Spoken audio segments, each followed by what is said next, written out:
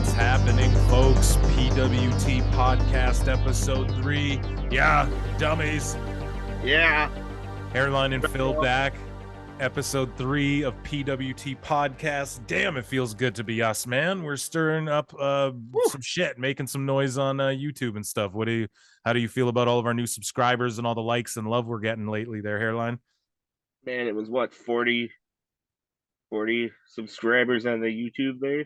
40 subscribers, man. And all of you people, we'd kiss each of you. Woo! We'd kiss each of you, baby. We'd give each a ring. Welcome to Pro Wrestle Times Podcast. I'm Phil. I'm with my man Hairline. And what a week of pro wrestling it's been.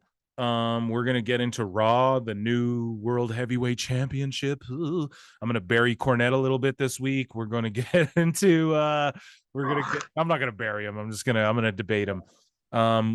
We're gonna get into there's some drama, there's some stuff going on, some debuts, returns, whatever you'll call it, in AEW, some all access stuff we want to get into. Follow us at Pro Wrestle Times on Twitter if you haven't yet. Check out our Clips channel, Pro Wrestle Clips, where you get clips of the full show if you're too lazy to listen to the full thing. And our Patreon, if you haven't, check us out on Patreon / Pro Wrestle Times, where we're currently about to do episode 2 this week of Chris Jericho's Fall from Grace. And first things first, though, it's time to break ground in the 8th round. I'm just kidding. But what was that? That was a song on like Raw versus SmackDown, like that Raw versus. I thought it was. I can't remember what the band was called, but they. Oh, God. Man, it might have been like Ryu and them back in the day. I can't even remember. But Fort Minor, Fort Minor, yeah. So either way, anyways, though, speaking of Raw, we're gonna review Raw. We're gonna kick off the show by reviewing Raw. Hairline, did you like Raw this week? Oh, it was a phenomenal Raw, man. All of it, man. Ever since Triple H took over. Whew, okay, banger. But people, there's banger after banger. Listen though, there's people online, and hey, if you watch PWT Podcast, what you know, or if you listen to, PWT Podcast, what you know for sure is we're going to bring up people on Twitter, baby. We're going to bring them up. We're going to talk about the marks. And one thing they've all been doing is saying it ain't been, well, not the marks, but the people who are really in the know, I feel like, have been saying it ain't been Triple H. It's been Vince this whole time. And yeah, Triple H is more of a influence, but it's been Vince, and we see this in the decisions that have been made with Omos versus Brock, and with the title staying on Roman, and with them creating a new world heavyweight title. This is all Bray Wyatt going home, LA not getting pushed. These are all signs of Vince. What do you have to say to that, Hairline? My rebuttal to this, though, is I see clear signs of Triple H. What about this the Jonah push? What's this Bronson Reed? What about this Bronson Reed push? What if that smells like Vince McMahon? Well, some people, if you watch this past Raw, which we're about to review, he started doing this Mr. Nice Guy. My mom called me Mr. Nice Guy. So that seems very, he's gonna be like a guy, he's gonna be like a Guy Ritchie, shades on in a suit. I'm smoking aces, Mr. Nice Guy. So it's like people think that screams of Vince McMahon. You're right. And he's okay, well, there we go. Debate over. Because listen. I thought about it, man. And like I saw the promo in my head and him in the suit with the sunglasses. I'll wait till we get to it. Yeah. Okay. We'll wait till we get to it. But before we jump into Raw, before Raw went on air, I don't know how much you read about this, Hairline, but CM Punk went to Raw, and they were in Chicago. He went backstage. He talked to Triple H. He showed up. Apparently he flew. I don't want to talk out of my ass here, but I heard that he was like on a plane or on a bus with these guys. Like he was like rode in with some of these people, went in there, said hi, and Vince said, from like, someone sent a message from Vince's office saying, get him out of here, which I don't think is a diss. I think what it is just Vince being like, dude, you're contracted to AEW. The last thing we need right now is some fucking shit, some more litigations and things like this, So I think it's more of that. What do you make of CM Punk showing up there? all I really heard is that he squashed his bullshit with the Miz, But once I want to start, all this is just dirt cheap bullshit, which I know you love to talk about, but I don't necessarily feed into it. But like, don't get me wrong, bro. I want CM Punk back. I want him to leave Camp Cucamonga, you know. Right, but the thing is apparently he talked to Triple H and was kind of squashing his shit with him too. Now, excellent. I listened to WrestleMania.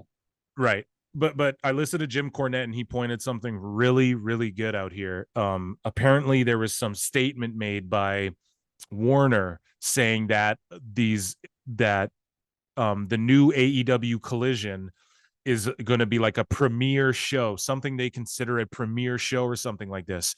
And Warner is willing to pay $1 million per episode per like premiere show. So CM Punk coming back and them having a live television show that draws numbers is worth something like $52 to $58 million off rip. So like Punk now is in the news hearing about how, like, I can only imagine he's hearing about, I'm worth 50 million to this company right now, basically. Yeah. You know what I mean? So let me just show up on Raw, peekaboo. Hey, don't want me making nice over here, do you, Tony? Bring me back to work, please. Fuck these guys over here. Like, I'm sorry. Like, I don't want to shit on the Elite or anything, dude. Hairline knows I'm a huge fan of these guys, right? Hairline is not. I'm a huge fan of the Elite and shit, but I mean, let's be honest. If you're watching All Access, they talk about it during this reality show. The whole premise of the Young Bucks' storyline is how they have heat in Chicago and they're going back to Chicago. And oh no, they haven't wrestled since they were stripped of their titles. Do you know what they won't mention one time?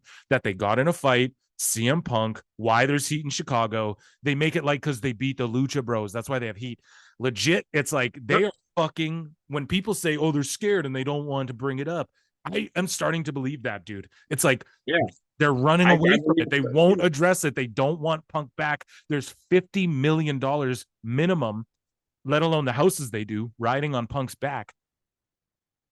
Ultimately is what Warner's saying at the end of the day. Right. And Tony Khan isn't willing to tell these motherfuckers to play nice. I don't get it. Hairline, go ahead. That amount of money is the main reason that the fucking Cucamonga kids need to keep their fucking mouth shut. Like they just they don't grasp the concept of a huge house. You know what I'm saying? Right. I don't. Yeah. I don't know, agree with that. I agree with that. I do. And I'm not trying to sound like a broken record and repeat myself every fucking week on the fucking pod, bro. But it's like, man, they care more about the viral fucking moment than a nice house, So yeah, and I think to back that up, when me and Hairline, I think so, we were talking about earlier, maybe we'll do like a bonus Patreon show where we watch AEW All Access together live and like react to it together, because I've been watching this show. I'm one of the very few people who are actually watching the show every week. And man, the Young Bucks this last episode, you hear old road stories about like Kevin Nash and Scott Hall, and they're talking about, man, we would just the whole point of the business was we do the show, we get to the bar or back to the hotel room with beers quick enough to watch the replay, and then we dissect each other's shit and tell each other what we could do better and how we're gonna make these stories better. You watch the Young Bucks watching their shit back, and no offense, dude, and we're gonna clip this and everyone's gonna go, drones, finger point. You guys are fucking AEW haters. I know everyone's gonna do that, even though we're not. I am absolutely a proprietor of fucking AEW, but the Young Bucks are watching their goddamn match back, dude, and they're just putting themselves over. They're putting their own moves over. They're laughing at them and going, oh, did you see that? Meanwhile, I'm sitting there going in my head, dude, I'm thinking back to that show. Wasn't the arena half empty for that shit? And wasn't like, you guys, like, you didn't get that big of a reaction? Like, yeah, people were popping for your moves, but like the Lucha Bros were more over than you guys at that, like, bro, just from watching the show. So I don't know. Hairline. Marks. Okay. Anyways, we could harp on this forever. We meant to get into Raw. We want to review Raw. So. I'm so sorry, but there's always got to be a little intro, you got to tickle the taint before you get to the balls sometimes. So let's Yeah, facts. So let's get into Raw here. Hairline, set us off. How did Raw start off this week in Chicago? Well, we were reminded very quickly that wrestling has more than one royal family. Whoa. No shit, instantly marking out. So Cody made his way down to the ring, and he came out spitting some goddamn venom, bro. Yes, dude. You know, Bars. straight fucking fire, bro. And he was just really driving home how tough he is, referencing the torn pec, how he's autographed several pictures of the torn pec. Like that's the most commonly requested photo that he autographs. Dude, that shit's over like Rover. Yeah, you're goddamn right. Yeah. And okay, so like I guess Cody's really driving home and like, man, just getting himself over with those people, and those people are so goddamn invested. He was so, dude, he had nuclear pops when he came out. Boo. Whoa. When his fucking music hit, man, Chicago went crazy for Cody, dude. Sorry, go ahead. So, like, here's what I'm getting at. I can't wait till at Backlash when Lesnar pins him and Twitter just like erupts crying, like, oh my God, he goes to AEW and this is how they do him.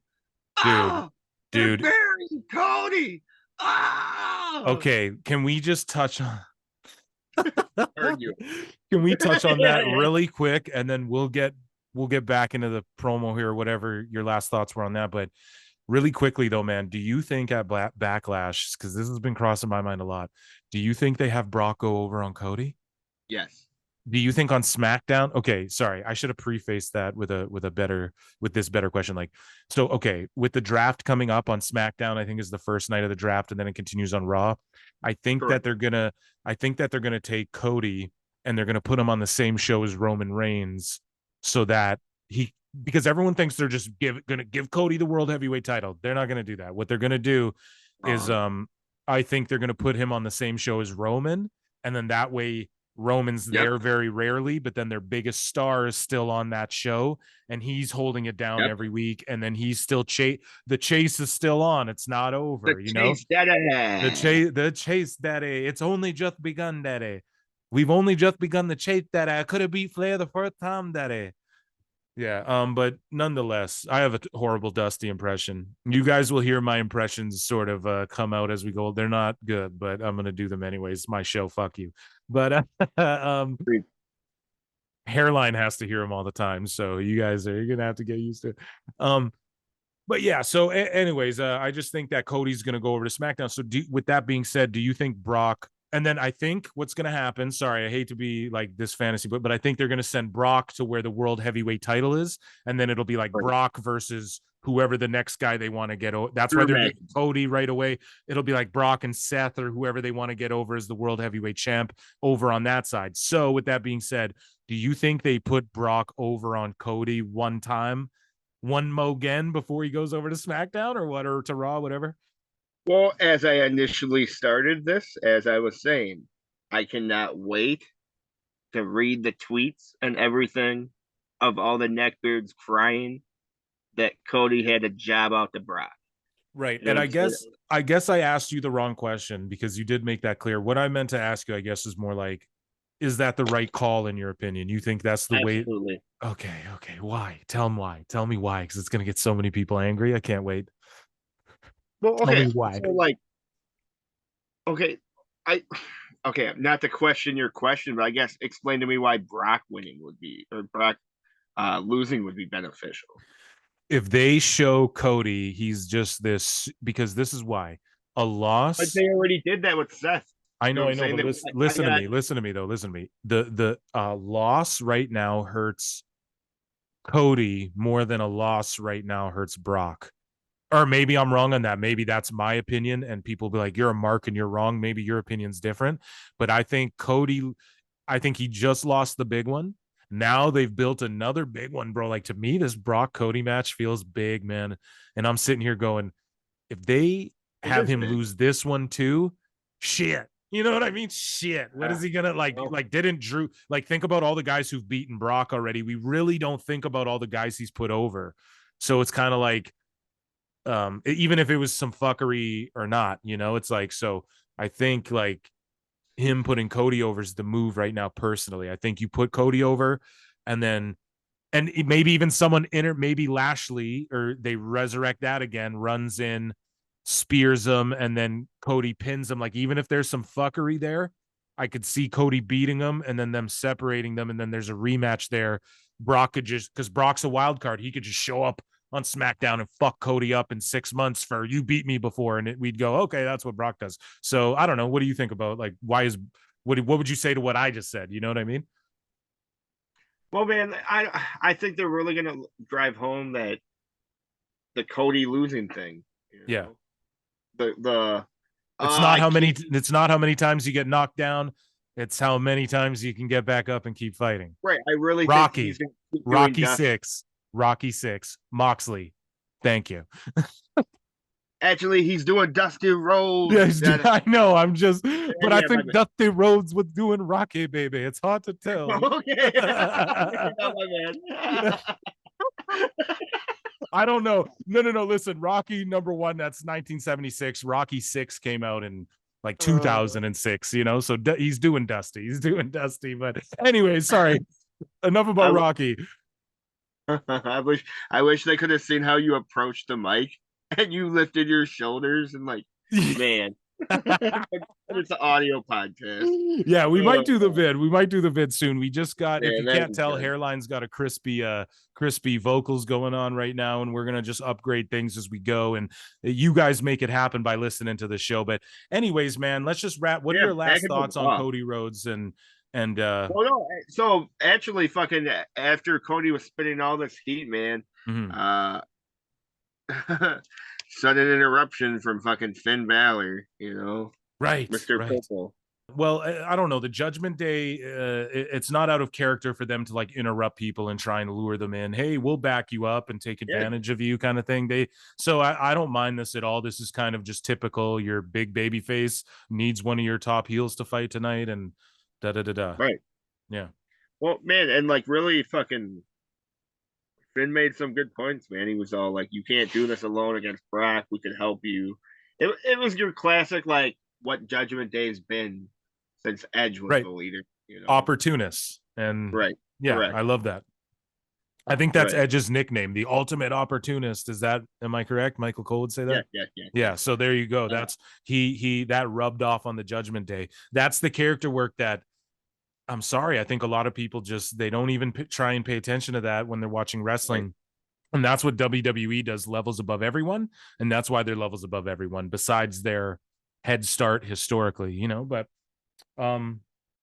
yeah, sorry, you go ahead with Cody Rhodes there. Yeah, man. So like Finn was just fucking spitting venom, and he was going through the different members of Judgment Day and whatnot.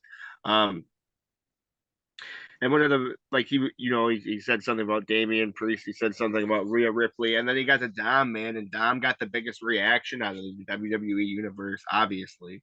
Yeah. He's so over, dude. He's got so much heat. Yeah, and then my favorite line, man, is when he was talking about Dom, he was all like, you know what, man? He was like, Dom's already a legend, more of a legend than his father. And then he looked at Cody and he was like, you should give that a try. Ooh. And it's just like,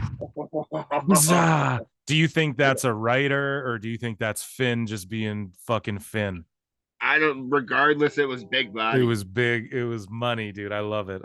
It gave me heat I went, oh yeah, I want to see them fight, Yeah, for sure. It made me want to tune in for the rest of the show. It did what it was supposed to do. And the crowd was hot for all this. So, yeah, overall, that was great stuff. Agree. So, yeah, and ultimately it led to a match between the two. And then following that promo, I believe. Yeah, so after that, we had Solo and the Usos versus the LWO. And right. So right after that, we had the Bloodline come out and the LWO come out, Santos Escobar, Joaquin Wilde, and Cruz del Toro. And they had new music. They came out the new music this week. So they came. This is what I wrote down in my notes. Recently on Twitter, Chavo Guerrero went off on Twitter being like, "I'm sick of Rey Mysterio feeding off the Eddie Guerrero name and all these other people using the Eddie Guerrero shit. I wanted your Oh reaction to this, and man. Chavo's like, like it's long enough, like our family will be fine. Da da da da da. So there was a story made up a while ago that Vicky Guerrero had said some sort of shit like that, but that was proven false. Like that was just a made up story by like WrestleLamia or some fucking garbage. And then now months later, Chavo's essentially saying like, "Yo, like fuck you guys using the Guerrero name," and then all of a sudden Monday Night Raw and LWO, a faction that Eddie Guerrero created, comes out to Viva la Raza. And then they got this new music and it's great. But I'm sitting Man, there going, I wrote in I my had no notes, idea. if Chavo was mad at Ray using the Guerrero name before tonight, bro, wait till he watches Raw. Like that's pretty much what I had to say. Like, fuck, man, he's probably livid after this past Raw, unless this is some epic work to get Chavo and Conan or some crazy shit maybe involved in an LWO angle. Legends, Nah, no, nothing like that. Okay, Guerrero's just mad in it your was opinion. So, my bad. anyways, this match, LWO versus the Bloodline. Bloodline super over with me. I love the LWO. If you listen to the show, you guys know though, I think they're doing too many fucking jobs, and I think that was solidified Yeah, you tonight. did. I You went said really hard on the last pod. yeah, and I said last show too, I said, listen, if the LWO do too many jobs, it's like the next time they're in there with the bloodline, I'm not even going to be able, I won't even for 1 second believe that they have the capability to even win to where it'll be like a joke to me. And then they just lost to the bloodline. I didn't, somehow they booked this match. I didn't know, or maybe I did. I didn't. They did the 6-man bloodline versus LWO, and they did the job, which is the right call. Like LWO shouldn't beat bloodline, especially not right now. But like don't have them fight the, I guess you need you need people to do jobs. I am the biggest proponent of fucking jobbers ever, man. I have respect for jobbers, and I think they're so important to pro wrestling, and they're such, it's like the manager, they're just forgotten and completely, unless you work for AEW. But I just think, yeah, I Ooh. just think LWO is like, dude, they need a couple of wins. You gotta like get them at least winning singles if they're not gonna win these trios matches or Well, whatever. Because, hold on. but yeah, you go ahead with your thoughts on all that. To be fair, do we watch like the 60 other WWE shows? Well, I mean, I Can we watched Tyler Bate versus Dolph Ziggler on main event because that shit went viral and it was unreal. But otherwise, okay, I there we go. My bad. So that's more or less what I'm saying is like do you weekly watch main event and the fuck other no. shows? You know what I'm saying? I watch SmackDown and Raw every week. I barely I catch don't know. NXT. Not and it's like not even like on some like argumentative shit, man. But I guess I see them getting over more and more each week. You But they know, just I don't formed know. this Like new faction. Like I think if they lost a bunch and then Ray joined them and was like, listen, together, like listen, we've been kind of doing our thing. We're not a full unit. Like Gato del Fantasma's living off the back of your forefathers' legacies and shit. Now let's do this like this way or something, like LWOs for life. And then with the new LWO, then they start winning. But I just feel like they make the new faction. Yeah, LWO. Then they job every week, and then Zelina Vega is going to job to Ripley in Puerto Rico, and they're just going to lose every time. Like that's what I mean. They put them in there with the bloodline to do the fucking job, which is hold not always on. a bad thing, but it's like every time so far. There hasn't been one match where I'm like, oh, they might win.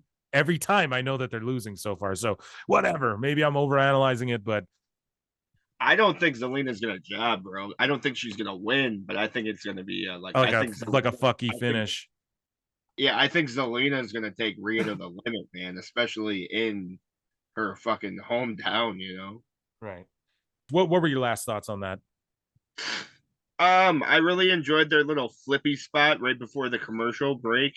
Mhm. It was the tag team dove out of the ring at the Usos, and then on the opposite side of the ring, my man did his little spring out at Sokoa, and then Yeah. I really like the ending, man. Where Solo stuck in the Samoan Spike. Right.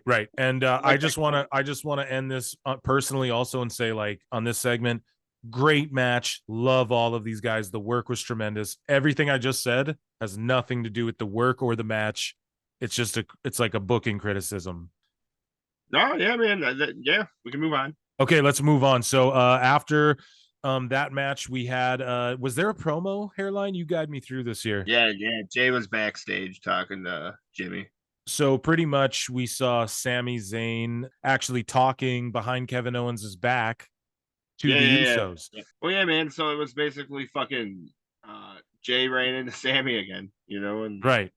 Something we thought maybe they'd keep these guys apart. When the rematch was announced, we were like, they're gonna cross paths a bit, but they might just save it for the show. But it's kind of cool because there's still heat there. There's still some juice left to squeeze out of that orange of like Sammy's relationship with Jimmy and Jay. It was so powerful. Right. It wouldn't just end like this, right? Like we all have been in real life relationships. So this is great stuff. Sorry, you go ahead. Hold on. Just to go off what you said, imagine the first time he comes down to save Sammy. Oh, the pop. And like everyone thinks the bloodline's over. Everyone thinks because like Cody Rhodes lost, it's done. Guess what, folks? It's only just begun. I know, and like that's what I live for, man. Is like that first time he comes out to save Sammy, I'm just gonna be like, dude, it's happening, dude. And watch. Anyway. Do you want to know another mark prediction? Here we go. I think they split the Usos up with this draft. Man, I think they split them up, and that's where I don't think you're wrong, though, huh? Fuck. I think the bloodline's gonna spread out, and it's gonna run, and they're gonna go. The bloodline runs deep. We're the roots of the WWE, and they're gonna be like on both shows. You know what I mean? There's gonna be bloodline on both shows, dude. That's what I think is gonna happen. Sorry, go ahead. Fantasy booking, Army, WWE, what? Basically, Sammy and the fucking Uzi is basically, we still have mutual respect, but I can't believe you fucking bailed on us, Doug. You know? And this will cause this is like the through line story of the night here. So, but that's about the summation of that, right? So moving along. Okay, so Triple H's big announcement. So I had written in my notes here, Triple H makes a big announcement and it fucking rocks the foundation and breaks the internet and shit every time he does it, pretty much. Anytime he does something big, anytime he brings someone back and they go game changer, whatever, it breaks the internet. Anytime he does, like, I have an announcement to make. Anytime Tony Khan makes a fucking announcement, it's always like some lackluster. It's like Big Show's here, some shit. No offense, Big Show, but it's just like, and like he builds a whole episode around it, and it's just sort of like, okay, like, hopefully you guys don't fumble this. I feel like that's what you think. So Triple H comes out. He kind of buries Roman Reigns a little bit, but he basically unveils that wherever. Pardon me? I don't know if he necessarily buried him. I think it was in kayfabe, and people are going to take it the wrong way. Like, see, Roman's even WWE shooting on him. But I think it's just like he's doing it in kayfabe. Like, Roman's too good for you guys. Like, that's his character, He's like, I'm LeBron and shit. Yeah. So I think people will misinterpret Triple H is world happy. Like, I saw some shit on WrestleTalk, heat on Roman and Vince and shit. It's like, shut the fuck up. Yeah, it's like I won't even click on this shit. Like, WrestleTalk's like a YouTube channel, and they do like I know, news. Is that the guy with the belt? The Scottish guys or British guys? It's like they're British guys. Yeah, it's like Luke Owen and Ollie Davis. And so here's the thing, right? Hairline and Phil do not tell you guys the news. Okay, we don't do that. We just talk about this is their opinion. So these dudes come in, they're called WrestleTalk News, and they report their news, but then they just put their own like biases in there, like too heavily, and in their reviews. Meltzer, to where it's like, okay, if you have a separate, like, I don't know, don't call yourself news and then do reviews on your news channel. If it's like, okay, I want review news to be just break the shit down, what it could mean, blah, blah, blah. But like, if it's like reviews, like your opinion, put that on your podcast channel or whatever, you know what I mean? Like, that's the difference. Maybe whatever. The same way we say, fuck you, it's our show. I'm sure they would say the same thing to us, but I'm just saying it. it just, some of their fucking, we do clickbait shit, but damn, their shit is like just made up fabricated stories, or like they'll take a Meltzer line and then take it completely out of context. And then we will never do that. We'll just ask the question, like when I make a video that says 4 pillars cruiserweights, it's because all of them are 160 pounds. Maybe one of them is over 200 pounds. You know what I mean? So it's like, that's a real question we're asking, you know, it's not some headline we made up. It's, or that, right. Yeah. So anyways, not to lower one to raise the other, but yeah, dummy, got to put ourselves over. Yeah. But anyways, I just want to say, hold on. With all that said, yeah, I do enjoy WrestleTalks. Me too. I watch them like every day, but sometimes I just, so shout out to them. They got a free shout out to them. Shout out to them. But sometimes, man, I get triggered watching some of their videos. It's like, dude, come on. Like, I click on this video expecting Roman to have like done something bad, and it's just like, oh, make believe because of what Triple H said in a promo on a fucking fake television show. Like, what the fuck are you talking about? But anyways, well, it kind of got over with you because you said something, right? And I'm talking about it now, so that's how it works, baby. And I instantly, you saw how it triggered me. I was all like, what? Yeah, dude. So maybe Hayton's the way, bro. I don't know. Maybe they're doing their job and they're laughing. No, we don't hate nobody, man. We actually love you guys. We love anyone, even Meltzer, dude. I'd hug him. Like, fuck it. We're all marks. Hold on. What? Meltzer, clean your room. Continue. Bro. Okay, you're so matter of fact. I just love it. Okay, listen, hold on. Go ahead. You say it all the time. This is half my podcast, right? Yeah, it is. Who's the other half belong to? This guy. And this guy is saying, Meltzer, clean your goddamn office. You're a grown man. Continue with Raw. I love it, man. This is why this is the best show. I tell you, it's the best pro wrestling podcast there is, dude. I'm telling you. Okay, so yeah, my last thoughts on the new World Heavyweight title is I think a lot of people are saying that the introduction of this title will like hurts or diminishes the Universal title or the belts that Roman has, and I feel the opposite. I think the prestige of the actual undisputed WWE championship is elevated even more now, simply because like it is truly the top prize. And this is something I've been saying for years behind the scenes. If you check out us out at Pro Wrestle Times on Twitter, I've said it a million times, like, you know, part of the allure of becoming the world champion should be fewer dates, more money. Oh, you go on both shows. Right. You're the top shit, man. You pick who you get to fight a little bit. You have persuasion, and they're implementing that. That's in real sports, folks. I don't know if you know this. Yeah, what to say. Like Tyson Fury as the world heavyweight boxing champion, man. He dictates what he does. He fights once a year. He dictates when he fights. I haven't seen him. He hasn't lost a fight in 15 years or whatever, you know. He's never lost. It's like, you know, he dictates, dude. He's the guy. So I don't think this diminishes the belt. I think it makes it like it really, and then this way too. Let's say I think the Intercontinental or whatever title goes over to the show that Roman's on and he's there less, that title can become elevated too. And you look at like what Walter's doing and it only elevates what he's doing. It's like, dude, look at what Walter's doing. And at the same time, Roman's got the WWE title, the top prize in the business. And this world heavyweight title, though it means you're the heavyweight champ, you know, in real sports, that's how it is, man. There's a WBC champ, a WBO champ, a WBA champ, a WBF champ. There's the Ring Magazine champ. There's all these different heavyweight titles. So I'm not a fan of a lot of belts, but if you're going, this just indicates to me that they're going to be firm on this brand split. Everything they're doing to me really just indicates to me that they're about to be really hard and strict this time on this brand split.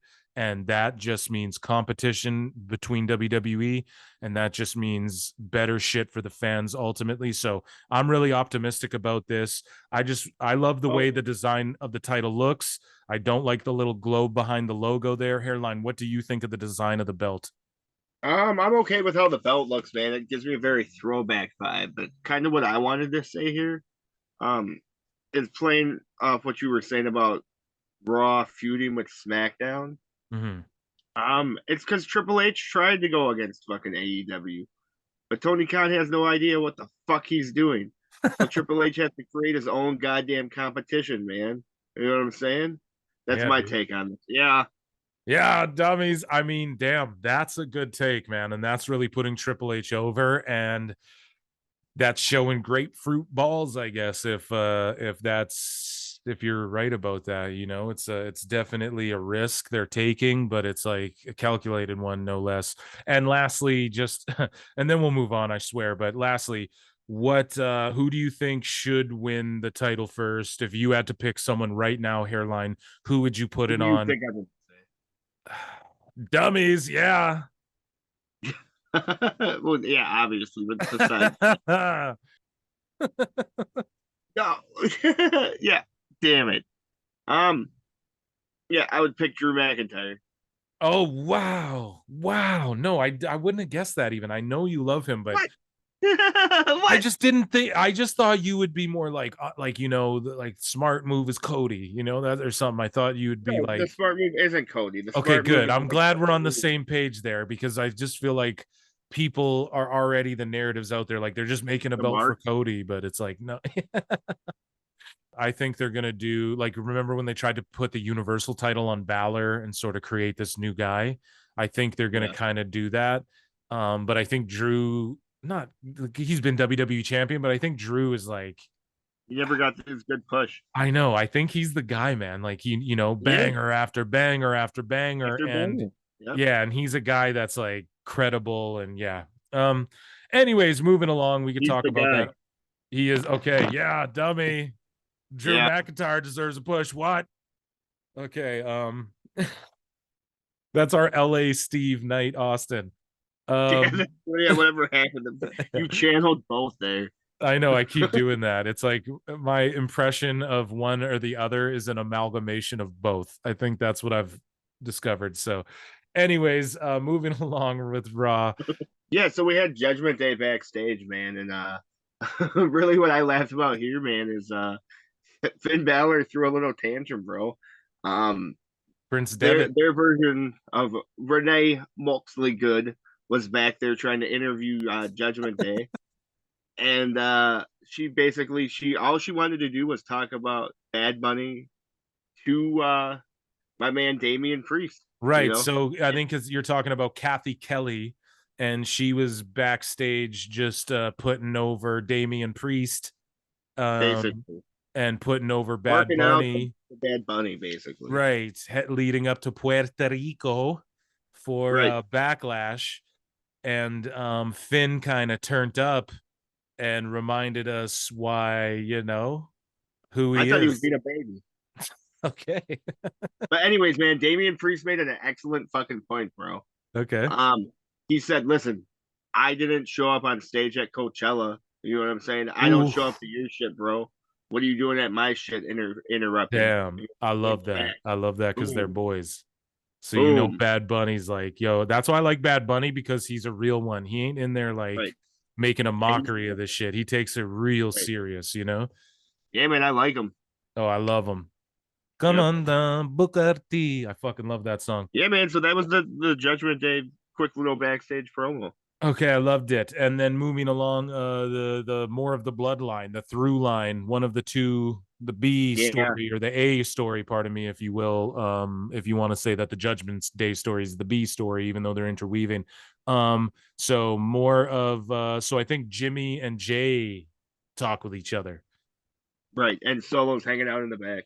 Right. And so what did you make? Just run through it and let me know your thoughts on this. I love all the bloodline shit. I mean, there's nothing I can say that hasn't been said. So Yeah, he was basically like, "Man, I ran into Sammy back there," and he was like, right. "Dog, what do you mean you ran into?" I know. I love it. Yeah. And he just started tripping out, man. And he Yeah. stood up, and Solo even like had to put his hand on him. How Oh, Paul usually has to put his hand on Solo. oh man. Yeah, yeah, The man. layer every week it's just like the Bloodline story is so great, and I said I wasn't even going to go off on it, but I have to. The reason the Bloodline story, man, it's little things. It's facial expressions. It's foreshadowing. Absolutely. It's patterns, right? Yeah. Like just like you said, it's like Heyman putting his hand, and now like Solo is showing Right.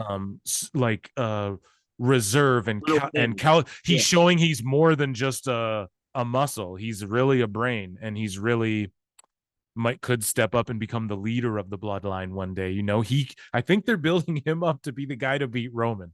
I'm not lying. So that's my prediction. Anyway, sorry. Go ahead with your thoughts on this. I could just blow everything Bloodline Yeah, all. man. Basically, he just got pissed off and he left the room, bro. You know what I'm saying? Right. We took it back to the ring after this match. Yeah, we took it back to the ring, and the Street Profits, Montez Ford and Angelo Dawkins, took on Red Cup. Yeah. Those guys are over with me. I like them. I think Montez Ford, I agree. I'm one of the marks who say, yeah, he's gonna go solo and he could get a good push. And one day I think Montez Ford's gonna turn heel on Angelo Dawkins. I think that's what they're gonna do. Very Marty Jannetty for sure, bro. Yeah. So, anyways, Hurt Business was back in business tonight, and Cedric Alexander teamed up with Shelton Benjamin to do a job in 2 minutes and 20 fucking seconds. Which I guess makes sense because Cedric and Shelton don't team as regularly as Montez Ford, and I think any team that like teams all the time should be able to beat any two wrestlers, you know. But that being said, like, we could even circle back to what you said earlier in the podcast about the importance of a jobber or jobbers. Yeah, you know. So let's just go to that, man. Fucking, because Shelton Benjamin is from the original core OV Dub. Right, correct. So that said alone, he's one of the GOATs, so it's not that, But do you think he's like at a stage in his career where like he should just be doing jobs, and Cedric, like there's so much there with him? No, I think the Hurt Business should be put back together, but that's just me, Mark. I just think they fucked up, and they should have put the Hurt Business back together with Omos, though. They just add Omos. Well, what does that do? Well, he only has to fight once a year, and it'll be a big time. I don't know.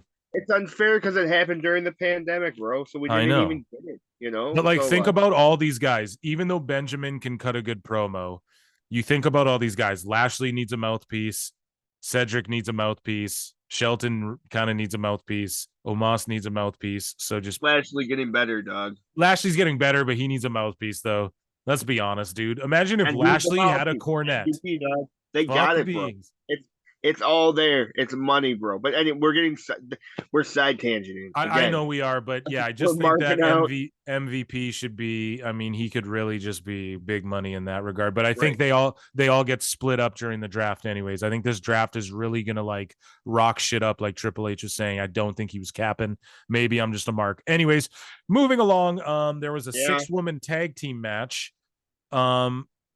This might be a little out of order. I don't fucking know, but who cares? I'm just going to cover this quickly because, I mean, I've been going off on the women's division in WWE for a while.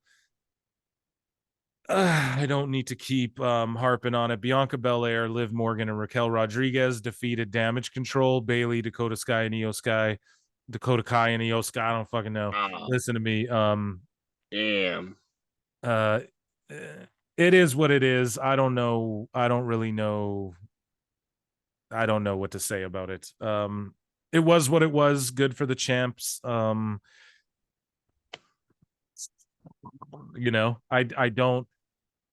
just have no thoughts on this whatsoever. I just really hope this draft makes the women's division interesting again and sort of like thins it out a bit. I don't know. I don't even want to get into it. Anyway, so moving along. No, next up we had Jimmy confronts Sammy backstage. Right. So Jimmy confronts Sammy backstage about Sammy talking to Jay earlier in the night. Stay away from my brother.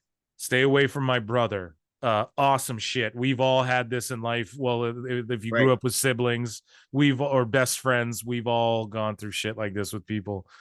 This was awesome. Hairline, break it down for us. Give us your thoughts. Man, so it was basically fucking he's mine, not yours. You stay away from him. Yeah. You don't need to be planting your seeds in his head. Yeah. And you had your choice.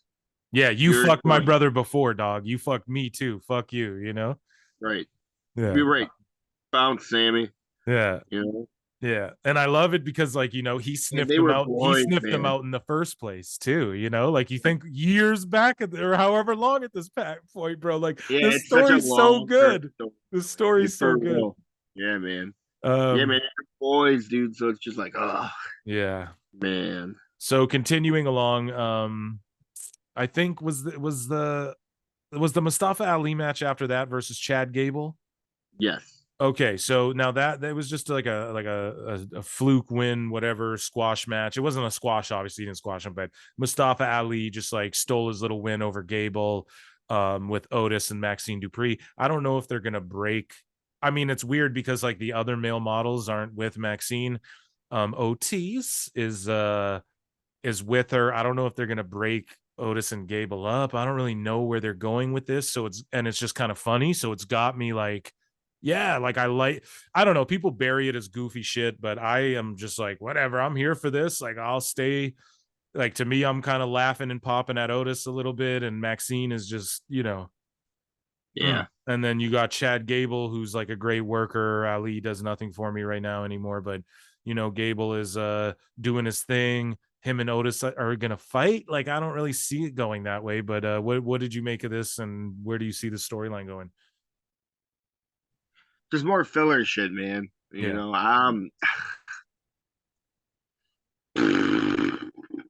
I hope we keep them together, but obviously with the draft coming up, okay, obviously they're breaking them up. Otherwise, we wouldn't have had this whole male model Maxine shit.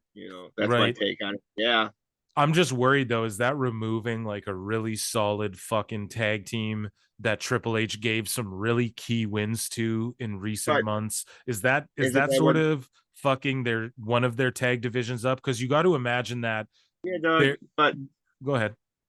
that's what WWE always does. I know, but man, I think that they want to move away from that. I think that they've really focused on their tag division, and I think Oh, that they're that like okay. sound So like a here's the mark. question: did they split up and have tag belts on both shows, or did they say okay, the tag titles are on one show for the men, and then the women's tag are on another show? Or do you think they just have Raw and SmackDown tag titles again? Like the Well, Kevin and Sammy will lose to a team, and then they get drafted or something.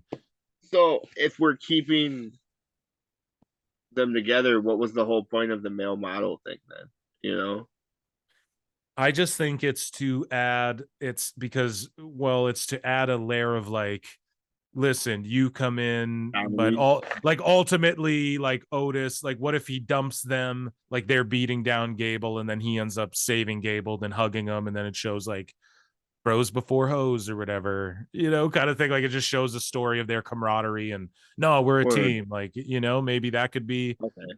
because I don't feel like there's beef there. Like it doesn't feel like there's heat between them. I feel like there's just sort of a misunderstanding. It's like, are they really going to Yeah. fight over this shit? Yeah. Yeah. Anyways, it's just filler. So Yeah, we had Finn Balor versus Cody. right, a great match. They built it up great earlier in the night. They Bro, built. hold on. Go ahead. When Finn Balor came out, what were Yeah. those tentacles? You know what I'm saying? Because they have the computer graphics. Yeah. I think that's just like his demon. Ooh, demon. But tentacles? Maybe he's just changing his gimmick up a little bit. Who knows, dude? Like I Yeah, I don't know, know. right? Like you said last week, you said did Austin Theory change Oh, okay, yeah, his entrance? And in fact, I wrote in my notes, Austin Theory in fact changed his entrance. It is yeah. in fact Boom. changed because this week it was that new shot from front to back or whatever. So you were right about that. So yeah, maybe he's just switching it up, brother. Maybe he's got this new like Josh Gresham style. I'm the octopus, 14 staples, Finn 14 staples, or whatever he's trying to get over now. I don't know what staples and octopi have to do with each other, but I digress. Anyways, I thought this was a great match. They both worked it well. They built the heat, well, leading up to it. Cody was super fired up. It's not one of those things where they're like, well, next week, like they did it that night. And that's what WWE does really good too. Like people beef and then they fight in the main event or they fight in the co-main event. And so I don't know. This is just a great match all around. Two good hands. Doesn't hurt Finn taking the L. Cody's racking up the W's. Yeah, what did you make of the match? Man, my favorite part of the match is when Cody did the disaster kick to Finn. And I don't know, man, like again, I'm just gonna sound like a broken record, but I really love when we can see two wrestlers like working together to put on a good product and like just work the crowd and you know, and just the betterment of everything. I feel like there's a lot of that in WWE where it's like they're working towards like the betterment of the overall, like they all see that it's not that they trust in the end game, you know, where it's like almost like in AEW everyone's kind of doing what they want, and so there's no real actual end game because what you're trying to do is pinpoint end games by tying all the strings into a knot somewhere down the line, you know. But anyways, if that even makes sense as a fucking Booker of the Year. Booker of the Year. Anywho, so did you hear, speaking of Booker of the Year, sorry, we'll move on, but Tony Khan he's doing Wembley, the All In show, and then a week later he's still doing All Out. Pay-per-views a week apart. That's a lot of cocaine. Cocaine's a hell of a drug. I'm not getting into that. But I'm sorry. Continue. No. Don't be sorry, man. It's, you know, you speak your truth, buddy, or what you observe. You know, I'm not. I mean, I won't lie. I've partaked. I have liked the way it smells in the past. You know, we've all been there. We're all adults here. Okay, so I can identify when people sometimes, you know, it's not like everyone's. It's like everyone was saying Whitney Houston smoked crack for 15 years. She was smoking crack. I'm sorry. You know, it's the Cat Williams joke, right? Someone say you're smoking crack for 15 years, bitch. You smoking crack. You know what I mean? With Tony Khan, everyone's like, that's Adderalls or cocaine. It's like he's speedballing them, bro. I digress. Okay, so hold on. You're telling me he's not when he's booking Wembley followed by All Out, bro? Yeah. Big rail. Yeah. Oh man, it's truly like a video game. What was her name? What was Big Swole? Smoking Big Swole's weed. Yeah. Oh man. Dude. Okay, moving along here, Hairline. You're gonna get us in trouble. So after you're gonna get us in trouble, brother. Hold on, man. Like, what was it? She was really upset about? He was like, by the way, this shit's legal now. She said, hey Tony, you weren't talking all that good shit when you were smoking my dope. All right, continue. Could you imagine Vince McMahon smoking weed, dude? No, because he's not a fucking mark. Dude, I smoke tons of weed. Am I a mark? No, listen. Hold on. The weed has nothing to do with being a mark. It's just, okay, hold on. Do you think Vince McMahon has any ounce of laziness in him? Just Vince is the opposite of marijuana. This has nothing to do with weed. Just Vince McMahon. Yeah, no, I got you. No, I thought you were gonna say yes, you are a mark, and I was going to concede to that. But no, I am for sure a mark. Yeah, we are, dude. That's what this is. That's why it's hilarious. But Tony Khan's a bigger mark. Yeah. Oh man. Okay. Moving along. We're on Raw here. We ought to finish Raw here. Okay, Hairline, come on. Get me off track. You need to finish this fucking blunt that Big Swole fucking rolled. My bad. Let's go. My bad. Dude, I can't like I just he can't get over this Blizzy, dog. This Bleezy. She fucking rolled one up, dog. Bro. It's just like she's like going off on all this shit she hated in AEW. You know what I'm saying? She was like, and goddamn Britt Baker was getting this goddamn push I had to do this stupid match, this stupid dental match with Britt Baker. And by the way, Tony smoked my weed. Listen, Tony, dude, it's like she tried to, like, what was that? She tried to throw him under the bus for smoking weed. I don't get, like, why smoking her weed. Like she was like, you know what I'm saying? Like she's salty that he's a billionaire smoking her weed. I'm salty about it too. Actually, I'm on Big Swole side. Why can't listen? Listen. First off, it's I got 5 on it. Yeah, not dude. Fucking Big Swole pays for the whole sack, dog. Man, back to Raw. Back to Raw. Amen, brother. Amen. Oh my! I can't wait to see the clip for this one. Oh my goodness, man. You're so right, Tony dude. Khan holding a blunt wrap. Yeah, dude. He should be handing fucking blunts out backstage, dude. I got 5 on it, dude. Man, listen. Do you think? Okay, hold on. Let's go back to what you were saying. Do you think Vince was doing other people's cocaine, or Vince was bringing his own cocaine? Do you think Vince was doing other people's steroids, or he was? Back to Raw. Okay, back to Raw, man. Woo. Okay. I just have the matches, Hairline. I'm off track now. You cracked me up too hard. After the Finn Balor Cody Rhodes match, I think there was a promo. Well, Seth Rollins made his way down to the ring and cut a fierce promo, bro. Right. Okay, go through it. Let us know your thoughts. Break it down for us. There was a whole bunch of yeah, I can't do it. Non-stop, dude. Whoa. Neither of us can do it. God. Fucking, this is how we get the dislike button click. Yeah, dude, exactly. Anyway. Sorry, you go ahead. Man, so fucking Seth Franklin Rollins, showing why he's one of the GOATs. He quickly goes, oh, man, Chicago, you only love me because I'm a Bears fan. And, man, let me tell you, Chicago's a bunch of Bears marks. So that was instantly, like, over. Over, like, Grover. Yeah. Yeah, dummies. Seth's the shit. He's always dripping. Man. The drip god. Yeah, man. He basically cut a promo, and he was talking about the new belt and shit. And he was saying, listen, man, that belt, the person that holds that belt deserves to be someone that isn't playing politics and isn't a part-timer. And you just heard the crowd erupt with ooh. Yeah. And that shit is I like that because it's a little bit of politic in himself there, and I like that. You know what I don't like? You know what I don't like is how they leave the title like just sitting out there. Or maybe if they put it up on something higher, I don't know. I just feel like if I was like a shithead heel, I'd just come out and grab it and fucking make off with it and be like, oh, I'm the world's heavyweight champion. Woo! But I don't know. It's like keep it somewhere, like keep it encased or something. But anyways. I mean, hey, Jericho could get his hands on that thing and it could get lost at a fucking steakhouse or something. Who knows? But anyways, up next, I think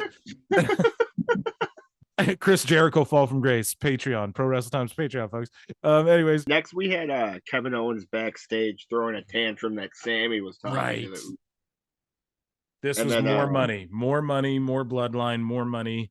Kevin Owens is he's upset that Sami Zayn was talking to the bloodline at all, which is completely understandable. I liked his reaction too, because it was just very like, what, like, it was just why. It was just no like fake cheesy acting. It was just kind of like, yeah, man, it's fucked real. Up, da.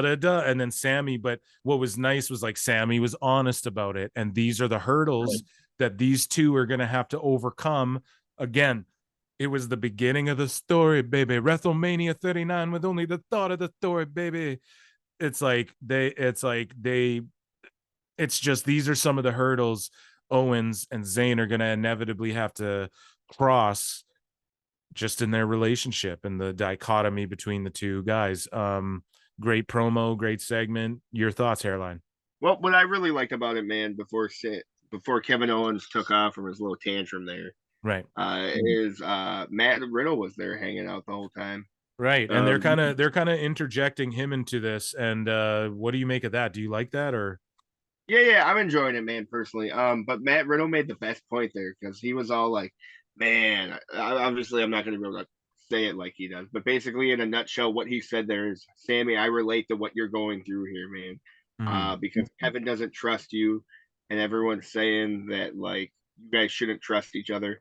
And he was all like, "What do you mean you've been through this?" And he was like, "Listen, man, I was good friends with Randy Orton." And he was like, "Every week people told me he was gonna RKO me," and I went, "Nah, man, that's my boy."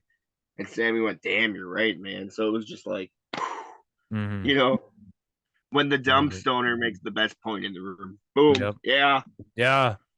I can't wait till Orton comes back too, man. I think he's just going to be a big pull in the draft. I think someone's going to draft Orton and everyone's going to go, oh shit, or something. Yeah. So next up we had Rey Mysterio versus Damian Priest. That's right. And it was a great match ended by DQ. I wasn't entirely mad at the DQ finish because it kind of, I don't know, it made sense to me. It wasn't it was a classic big man versus little man. It was very Big Show versus Rey Mysterio. You know, this is Rey Mysterio's like, you know, where he shines, bro. And just two great competitors, man, two great performers, and I just love this match. I don't know what else I could say. The work was great. I love the DQ. I'm not like, oh, I love the DQ, but I do like that where it's like, okay, Ray's kind of lost a bit. The LWO's been jobbing, and like, you're going to beat Priest before the pay-per-view. I don't know. So this was a great, I don't know. I thought this was a great way to sort of, you know, cap things off. And bro, he sabued the shit out of him. Yeah, dude. Bro, he chucked that chair so goddamn hard. Yeah, dude. Man. I love that. And he knows how to take those good too. Pronouns, pal. Yeah, dummy. And then Bad Bunny's music hit. Oh yeah, let's talk about that. Sorry, yeah, he's over like fucking like Stone Cold Rover too. And yeah, what were your thoughts on Bad Bunny? Man, here comes Bad Bunny straight off the fucking set of Tremors 2 with his fucking kendo stick, dog. Yeah, dude. For real, man. Coming in hot, bro. He came out fucking swagger, attitude. Yeah, dog. Kane and was determined to break that table for a second goddamn time. Oh, you know yeah, dude. It was all good. Man, I don't so like, okay, here's like, you know, basic wrestling psychology. You know what I'm saying? Like, you wanna, you know, I wanna be worked into purchasing the pay-per-view. Right. And I was just gonna say that same thing before you said this. I was about to say I'm so pumped for Backlash. You know? Yeah, man, they worked me into wanting to watch Backlash. Yeah, to where like I didn't really. Usually Backlash, and when they go WrestleMania Backlash, I'm like, ugh. Yeah, it's like whatever. Yeah, this one though, I'm like, hey man, Triple H dog. Might be Vince dog. Okay, so that was Raw. That was Raw. Meltzer star. How many Meltzer stars do you give Raw this week? Yeah, man. I guess I would have to give it 8 stars, man. You know, unfortunately, yeah, it would be 9 stars, but it didn't take place in the Tokyo Dome. Oh my gosh. Okay, moving along. So moving along from Raw, we watched Dynamite this week, and I think I've successfully converted Hairline into a AEW fan, or at least an Excalibur fan, to say the least. Okay, I don't think you know what the word fan means, first off. Okay. Clearly, though. Oh, man. But yes, I guess that. Like, what constitutes a fan? Like, you have to buy a T-shirt, or you... I don't know, man. I'm not enthusiastic about AEW yet, but there is some positives. But yeah, okay. Anyways, let's just go. So you're not dressing like Excalibur for Halloween, is what you mean to tell me? I don't know. We'll see when we get there. But at this moment, no. For folks listening, if you hear some traffic in the back, that's just I'm enjoying this beautiful, beautiful day. It's usually snowy where I'm from, and yeah. Nice and sun's creeping out today. Okay, well, let's get into Dynamite here. Speaking of sun and heat, let's heat things up with some Dynamite.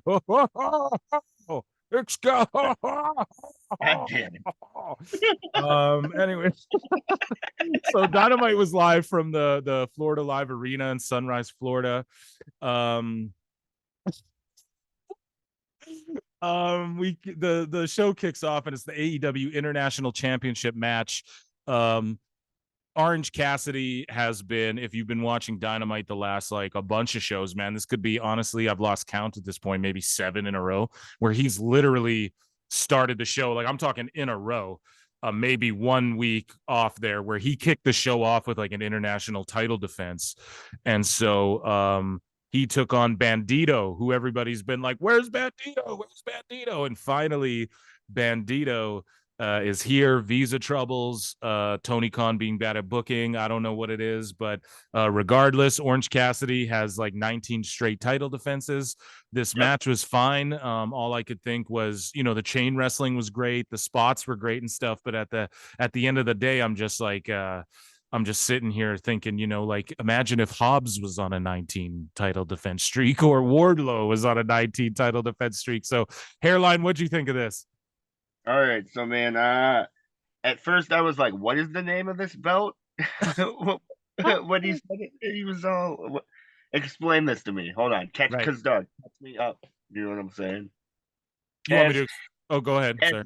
As you know, but as first-time listeners may not know, this is the first time I'm watching AEW again since Cody got his belt back from Brody Lee. So So this is your second week watching since Cody beat Brody Lee for the title when you stopped. Yeah, wasn't that pre-COVID? Yeah, it was like right at yeah, it was like, I think it was pre, right? Yeah, it was pre. Yeah, or during early COVID. Anyways, early, yeah. Tell me about this belt. So okay, so the AEW International Championship has basically become their television championship, and basically it was called the All Atlantic Championship, which is hilarious because had a Japanese dude. There was Japanese dudes competing for it. That's the Pacific, if I'm not mistaken. My geography is correct. So, yeah, it is. I'm not quite sure why it was called the All Atlantic. So someone got in Tony's ear and told him to change it to the international title. Now that's a way better name, but I was sitting there like, why didn't you take what everyone knows? Because everyone's like, you can't just do intercontinental. Well, why didn't you just, hey, Tony, you're called All Elite Wrestling. Why didn't you call it the All Continental title? And then that's called the AC title. Then you put your own spin on something that everybody knows. So now it's the international title. Orange Cassidy's defending it. He's at like 19 defenses or something crazy. I don't know. I think this. Sorry? They said it's the most They said it's the most defensive. He has the most defenses on the entire AEW roster. Besides Jade Nobody Cargill. has defended him. For men, he has the most male defenses. Jade Cargill has the most. What do you mean Orange Cassidy has more? Man. Oh my God. Anyways. Talk about the match, Hairline. I don't want to fucking harp on Orange Cassidy for an hour. What a waste of Bandito, bro. Hold on. Listen, here's my notes, bro. What a waste of Bandito. And then let's get to like the actual match. I got to the hands. Okay, so they did the spot where he put his hands in the pocket. You know what I'm saying? Yeah, he does that every match.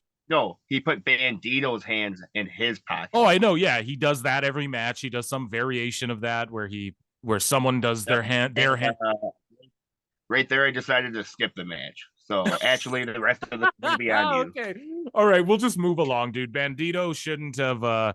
Bandito should be like their international champion. That's who should be, like, him or Roosh should be fighting over that belt or something. I don't even understand what's going on. Not that I hate on Cassidy. I bought the t-shirt. I have the Orange Cat. I've worn it.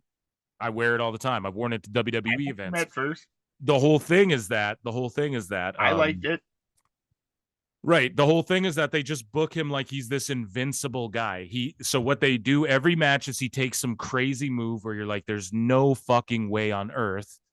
Like, he shouldn't be able to take this. Yeah. And then he kicks out and you just go, and then he beats them with the Roman Reigns punch. But Roman Reigns, like, if you watch the other show, you see the greatest guy in the business doing that fucking punch and it looks incredible. And then you turn on this show and you see this guy fucking doing it and he's getting better. Before, man, he looked so bad when he was doing it. Now he's like kind of laying it in a little more, oranges, it seems like, but it's just a move that's like, okay, like, why does that beat you? You know, I just how is Orange Cassidy taking Wardlow to the limit? That's what I mean. Suspending my disbelief. I don't even. All right. I want to say let's move on But honestly, bro, I don't want to move on because we're moving on to a fucking Renee Moxley good promo. Oh my god, dude. Oh, so Renee Paquette has heat with you. She's the AEW version of Solo Sokoa, but I'll get into that later. Right. That's later on in my notes.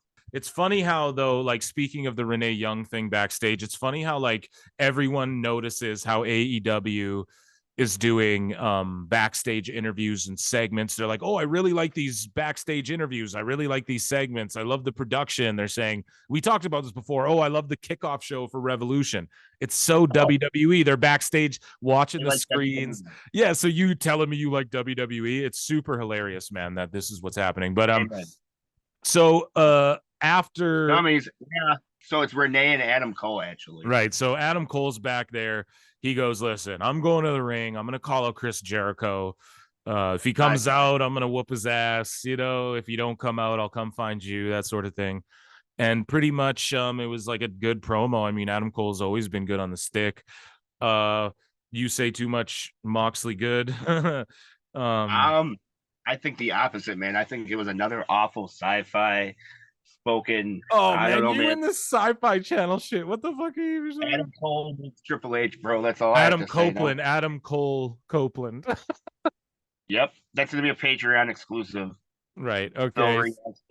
Adam Copeland sci-fi channel. Boom. So, anyways, no, man. Adam Cole doesn't like. Okay. I guess I'm kind of skipping ahead here because later on, I liked Adam Cole's, like, when Adam Cole went down to the ring and called out Jericho, I enjoyed that. When Adam Cole's backstage, man, and he's just, like, talking normally, he comes off just very, like, monotone and sci-fi, like, you know, he sounds like he's reading shit, you know, even though he's not, because we know it's not scripted over here. So I don't know, man. Continue. Okay, so we're backstage. Darby and Jack Perry are standing. Do you have anything else to say about that, or are we just moving along? I feel bad for Triple H, bro. You know, why? Put all this time and energy into Adam Cole, and this is what he's become. You know, I just think he always wanted to do this shit. Like, I think he always knew, like, Adam Cole is. This is what, like, he was letting them do this shit in NXT at that time. Yeah, Marks. You keep calling it out, and it is what it is, right? I mean, right. Yeah. Right, but they love that. You know what I'm saying? AEW, the neckbeards love that, the Mark mentality. So, like, that, and like that's what I said on, like, one of our first podcasts, is like Tony Khan makes a product for his fans, which is the neckbeards, and the neckbeards love the goddamn Mark shit. Anyways, man, so after Adam Cole threw this little sci-fi tantrum and walked off, Bandito and Orange Cassidy walked up. Oh, right. And then they do the no shit. I don't even want to talk about that. So we're gonna go. So right. We talked off pod about it, and I kind of shitting on it. You know, yeah, you just said Bandito's a mark, and I went, okay. Right, and we just beat the whole mark thing to death. So yeah, so continue. So Darby and Jack Perry are backstage, correct? And right, guess what? Another Renee Moxley. Renee Paquette's there. So did she teleport, or they just walk up after? And yeah, did they go to commercial? It doesn't matter. It's just like, okay. And then it's just like, okay, she's there. All right. Tony Schiavone's not around or something. Darby says, you know, like, we took things a bit too far. Like, just have my back kind of thing. Sammy's got MJF's back. Again, we harped on the 4 pillars. What can we say, dude? I'm not, like, super high on this stuff. I'm not. Man, I thought this was one of the most monotone promos of all time. It was just all, like, monotone, you know, like, just, oh man, I can't believe we did that. And then Jungle Jack Perry, oh, blah blah blah blah blah. It was just so, like, Renee was the most exciting person there. You know what I'm saying? And I don't even want to see Renee. Right. And this is where in my notes I wrote what I was saying earlier is, like, Renee's coming off as Solo. You know what I'm saying? Renee's really being shoved down my throat at this point. You know that. But Solo's not being shoved down throats. Right, but I'm just saying. Right. Can I add this, though, is that this is your second week in a row finally watching Dynamite. So when Renee was brought in, she, like, had a baby right after. So she wasn't there all the time. And people were like, well, what? You just brought Renee in. Why isn't she there? Why isn't she there? Why isn't she there? She just does pre-tapes. now she's there all the time and you're complaining. So it's kind of funny. But moving I'm along. sorry. No, don't be It's a sorry. Don't be sorry. It's to each their own, bro. Like, I like her personally and I listen to her podcast. So I'm not going to sit here and be like, fuck her. And she's Canadian. So I got to hold it down. But at the same I was time, working WWE, bro. It's not like that, but like it's like you like how you started this. Like, where's Tony? Like Tony's not available quickly to run back there. that's what I mean. I don't know.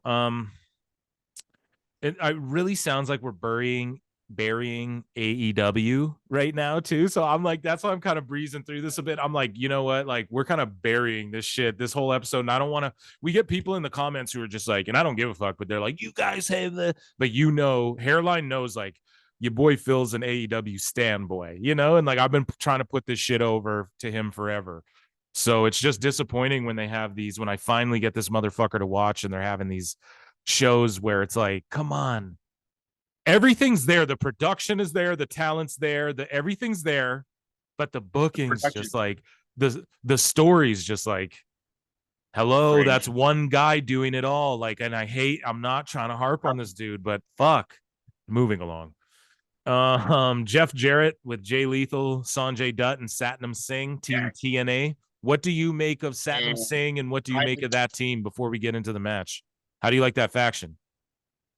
I was just hyped that we're finally getting some wrestling, Exactly. So they took on AEW World Tag Team Champion Dax Harwood of FTR.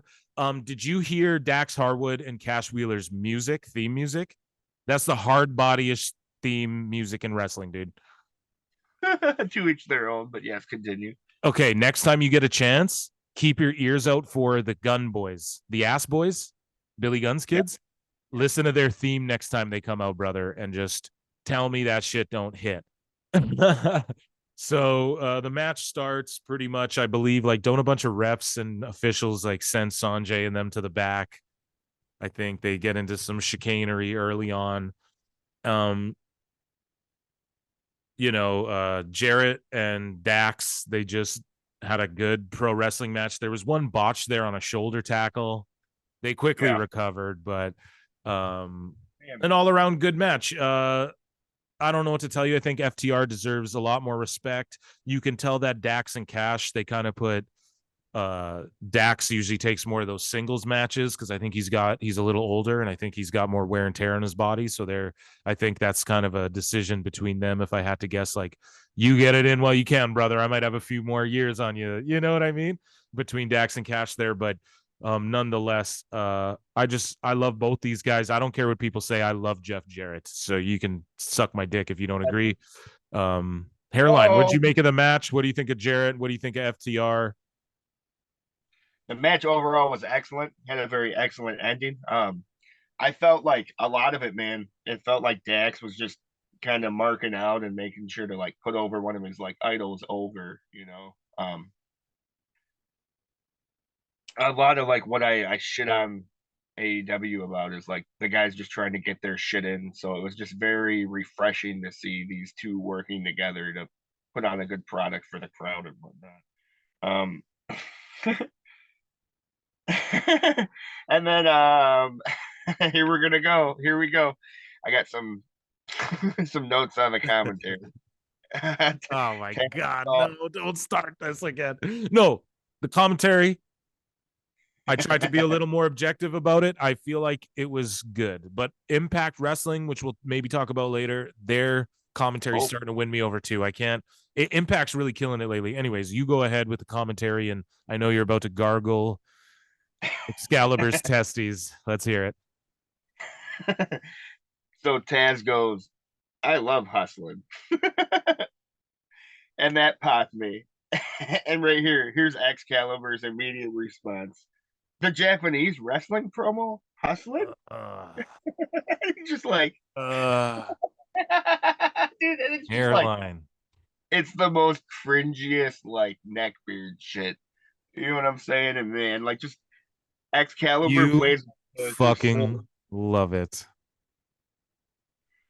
And then Tony's response is yeah, Taz is definitely a hustler. And then just go back to the match. You love that shit, Hairline. Oh man, I just like it pops me, bro. You know what I'm saying? All right. Maybe I won't clip this one It's this so time, quick, man. bro. It was so quick. He was just all like, "I love hustling." He's like, And "Oh, speaking like of Excalibur, up next we have AEW CEO GM and Booker Tony Khan with a special announcement. You mean that oh guy? yeah, man." And I'll take it to the ring with the special announcement. AEW Tony Khan Rampage. Do you hear when he does that? When fucking Excalibur Bro, fucking just goes where it's like, I dude, don't know about why that. why are they forcing him to do that? Like just That's announce not some of his the shit on style. Twitter and then let him That's say his some of the style. shit on the show without fucking exploding his head trying to fit it all in. Anyways, it just goes into But what we said last show. Tony Khan just fucking jam packs everything, like even the fucking reads, bro. It's like, okay, we get he's a speed reading champ or whatever, but god damn it, like I can't even process all the shit you said. Like, oh, cool, he can say that. Okay, guess what, bro? This ain't a fucking spelling bee or a reading challenge or whatever the fuck you want to call it. Like, I can't even process all the shit you're saying. Anyways, tweet some of it out. Anyways, I'm in a bitter ass mood today. I think about AEW. I'm loving this. I'm burying the shit out of this show. I'm sorry, folks, listening to this. I really usually I'm putting the shit over to Hairline, but it's just this week rubbed me the wrong way for some reason. And just like Yes, you said, I was happy to get into some fucking wrestling there. Tony Khan makes this announcement. yep. Next So up, we I had backstage. which okay, I'll let you go in on this. This was such like Tony Khan should not be on camera. He should not have a fucking microphone in his hand, and he needs to appoint somebody. Correct. You got Jeff Jarrett there. You appoint somebody who's an asshole who can be an on-screen. You had William Regal there. Make them your fucking commissioner of AEW and stop He being a ruined it. fucking mark. He Go ahead. chased off William Regal pretty quick, bro. Yes, he did. Okay, now so sorry, I'm calling Tony a billionaire mark, dude. I'm a mark. I'm just going crazy today. So I popped for this, just I popped for the announcement. Again, I didn't need Tony Khan to tell this to me. It would have been awesome if like Bret Hart presented your guys' world heavyweight title. What if you got him to announce this or some shit, but he probably won't fuck with you guys. Based on recent comments. But anyways, the opening ceremony of this year's Owen Hart Cup will take place at Double or Nothing in Las Vegas. The tournament will be held in Canada. The tournament finals will take place in Owen's hometown of Calgary. So I will be present for this tournament. I'll be present for this more than likely. So that'll be awesome. I pop for this. It's great. The AEW tournaments usually suck. Hopefully they let Ethan Page or a Canadian win this fucking thing. And I don't mean like the AEW tournaments, like the matches suck. It's just the formats suck. They come out of nowhere. People like, I don't know, even just this recent Four Pillars tournament, but really tag team match to a fatal four. Like it's just so like they don't mean anything. Let Adam Cole and Britt Baker both won last year's. They both won their respective tournaments. Shocker. And I'm just ranting and raving, Hairline. I got to let you get a word in on this. I apologize, but okay, pop for Owen Hart. All respects to the Hart family. Bow down, goats. But ultimately, Tony Khan should not be on TV. That's my only thoughts coming out of that fucking whole announcement. You go ahead. Man, I want to start with there was zero crowd reaction to this. I agree because no one gives a fuck about Canada, especially not in Florida, and no one gives a fuck about I don't know, this weird tournament was just to give Britt Baker and Adam Cole like Tony Khan has some weird thing for them or something. Sorry, you go ahead. I already talked so much. I don't want to keep I'm gonna get us canceled. I'm gonna get us canceled talking on this episode, dude. I'm going crazy on these motherfuckers. Sorry, you go ahead. I'm loving this episode, bro. I can't wait to see the Photoshop. Anyways, man, I thought it was really cute also how Tony paid for the New Japan footage of Owen Hart. You know, like what a mark, bro. You don't think they supplied it because of their like partnership? You don't think that's part of the contract? No. You know, they hustlers like Taz and they worked him out of that. They're like, oh my god. You want to hear some canceled shit? Watch this. Oh, we worked Tony Khan. We get him to pay for footage. No. Oh no. Airline. Oh Make my him beat that ball. Anyway, so next up we had Wardlow. with the with Arn Anderson, the enforcer, and he's taking on Ariel Levy. A squash match, good, deservedly Finally, so. dude. Oh man. Okay, so my notes here, bro. I wrote, holy crap. Finally feeding Wardlow jobbers. It only took 3 years to get here, but here we are, man. Yeah, and he I feel like he should be doing these type of matches where he's squashing dudes, but against guys like names on the roster. Like, okay, you give him Chris Daniels, and then you give him Pillman Jr., and then you give him fucking, I don't know, he squashes the Butcher or some shit. Like, he should just be squashing some of their main dudes because they got to build him back up. Beating this no-name guy with Arn in his corner, he's supposed to be like all elite. But maybe it's like Arn's like Mickey and Rocky. Hey, Mox? Maybe Arn's like Mickey to his Rocky, and Arn's like, yo, you need a couple smokers. You need a couple squash matches, Rock. Yep. Cool. Yeah. Okay. That's exactly where I was going, bro. Right. All this is them getting that power bomb shit over. They're going to keep again him. They already had it over, but then they squandered it. Sorry, go ahead. No, actually, you are completely right. They are having to get it over again because it was squandered because Tony Khan's a mark and doesn't know what he's doing. Anyways, though, he's correcting it. And he's now feeding Wardlow jobbers. And that's what I see, man. I see him getting this power bomb over in the next couple weeks. Yeah, and him having a good mouthpiece is really key for him too, because I cringe at Wardlow's shit, honestly. I'm so fucking negative today. Holy shit, guys. I'm so wait till we review the fucking draft. Okay. Wait till we get to WWE today, guys. Okay, don't worry. This ain't just Dynamite. Okay, so after that, we had Christian Cage and Luchasaurus walk down and sort of challenge Wardlow. I don't give a fuck, because before you started watching Hairline, I got Hairline popping back here, man. Before notes, bro. I looked at my notes. before we get to this, I'll preface it by saying, for some months ago, right, Christian Cage got injured, so I think Luchasaurus was getting sued over his mask design as well, and so he had to get all that settled and shit. Now he's back, but so I need to explain this to you, Hairline. When he was teamed with Jungle Boy, him and Luchasaurus split up, and then Luchasaurus went with Christian, and then Christian and him were doing great shit, but then Luchasaurus turned on Christian to like get Jungle Boys back, and then all of a sudden Lucha went away because he's getting fucking sued, and then Christian went away because he's injured, and then they both come back, and then they're just back together again. It makes I can't really even explain how bad this story is because it makes no fucking sense. Kind of sounds but I love these two together. This makes Luchasaurus feel like Kane, kind of like that was the vibes I was getting before, but now it's like, well, but he turned on Christian, and then now they're just together. Like, at least when Undertaker, when Paul Bearer, sorry, I'm just stuttering, I'm fucking buzzing, guys, I'm drunk.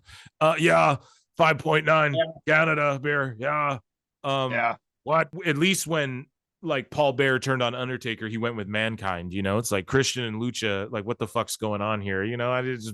I love this duo, but it just is, it's like, but you fucking squandered it. You can't get it back once it's squandered.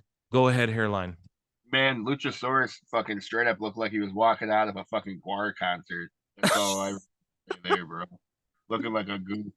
Yeah, man. I guess that's really what they're building up for, is like they're just going to keep feeding jobbers to Wardlow to get this power bomb over, and that's what he's going to use to fucking take out Luchasaurus. Bang. Continue. So next up, your favorite person on the show. Who's that? Who's my favorite person? Renee Young Paquette. Moxley Good. Renee Good Moxley Paquette Young was backstage with. She was backstage with Sammy Guevara. More of this pillar stuff. And MJF comes in. Yeah. And MJF's just money in the fucking bank. Well, I'll say one thing is he keeps me fucking anytime he's on. I'm glued to the screen. I'm rewinding shit. I'm pausing. I'm going, whoa. I'm recording. I'm screen grabbing or recording my TV, being like, what? I'm gonna have to watch. He could say some shit during commercial that I'm gonna have to hear again because this motherfucker's crazy. Like I gotta pay attention to him every time. He's just oozing charisma. This Sammy shit really takes me out of it. It's like, how many times are we gonna see fucking MJF fake be a guy's friend? I feel like they're just rehashing. I'm not being a hater. And now Hairline, I'm coming to this conclusion. A lot of this AEW shit's getting over with you because you ain't been watching it every week like I've been. When you get 10 weeks deep or when you get 3 angles deep and you see MJF being a fake friend to the 7th guy, especially because how about this too? Guevara and MJF were in that fucking the Pinnacle Circle or whatever the fuck when they merged those two factions, right? Or he was in the inner circle with Guevara, and then he was a fake friend though and turned his back. So Guevara would it just makes all these people look fucking dumb. And then it makes it unbelievable. Now you didn't catch Rampage though, I don't think, right? Not to move ahead, but thank God. Yeah, so on Rampage, to follow up this backstage shit with Sammy, I don't even unless you have something to say, I don't even care. But I mean, MJ and them, they're like MJ's doing great work, but it's just I don't care about this fake friend shit. I can't do it again. Cody, Jared, who are you gonna do it to? Sorry, go ahead. All I really had to say was sick vest.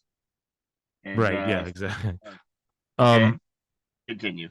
But on Rampage, they sort of followed this story up with Sammy Guevara and Tay Melo, and then she starts cutting this promo like, no, believe in yourself. You really think MJF's your friend?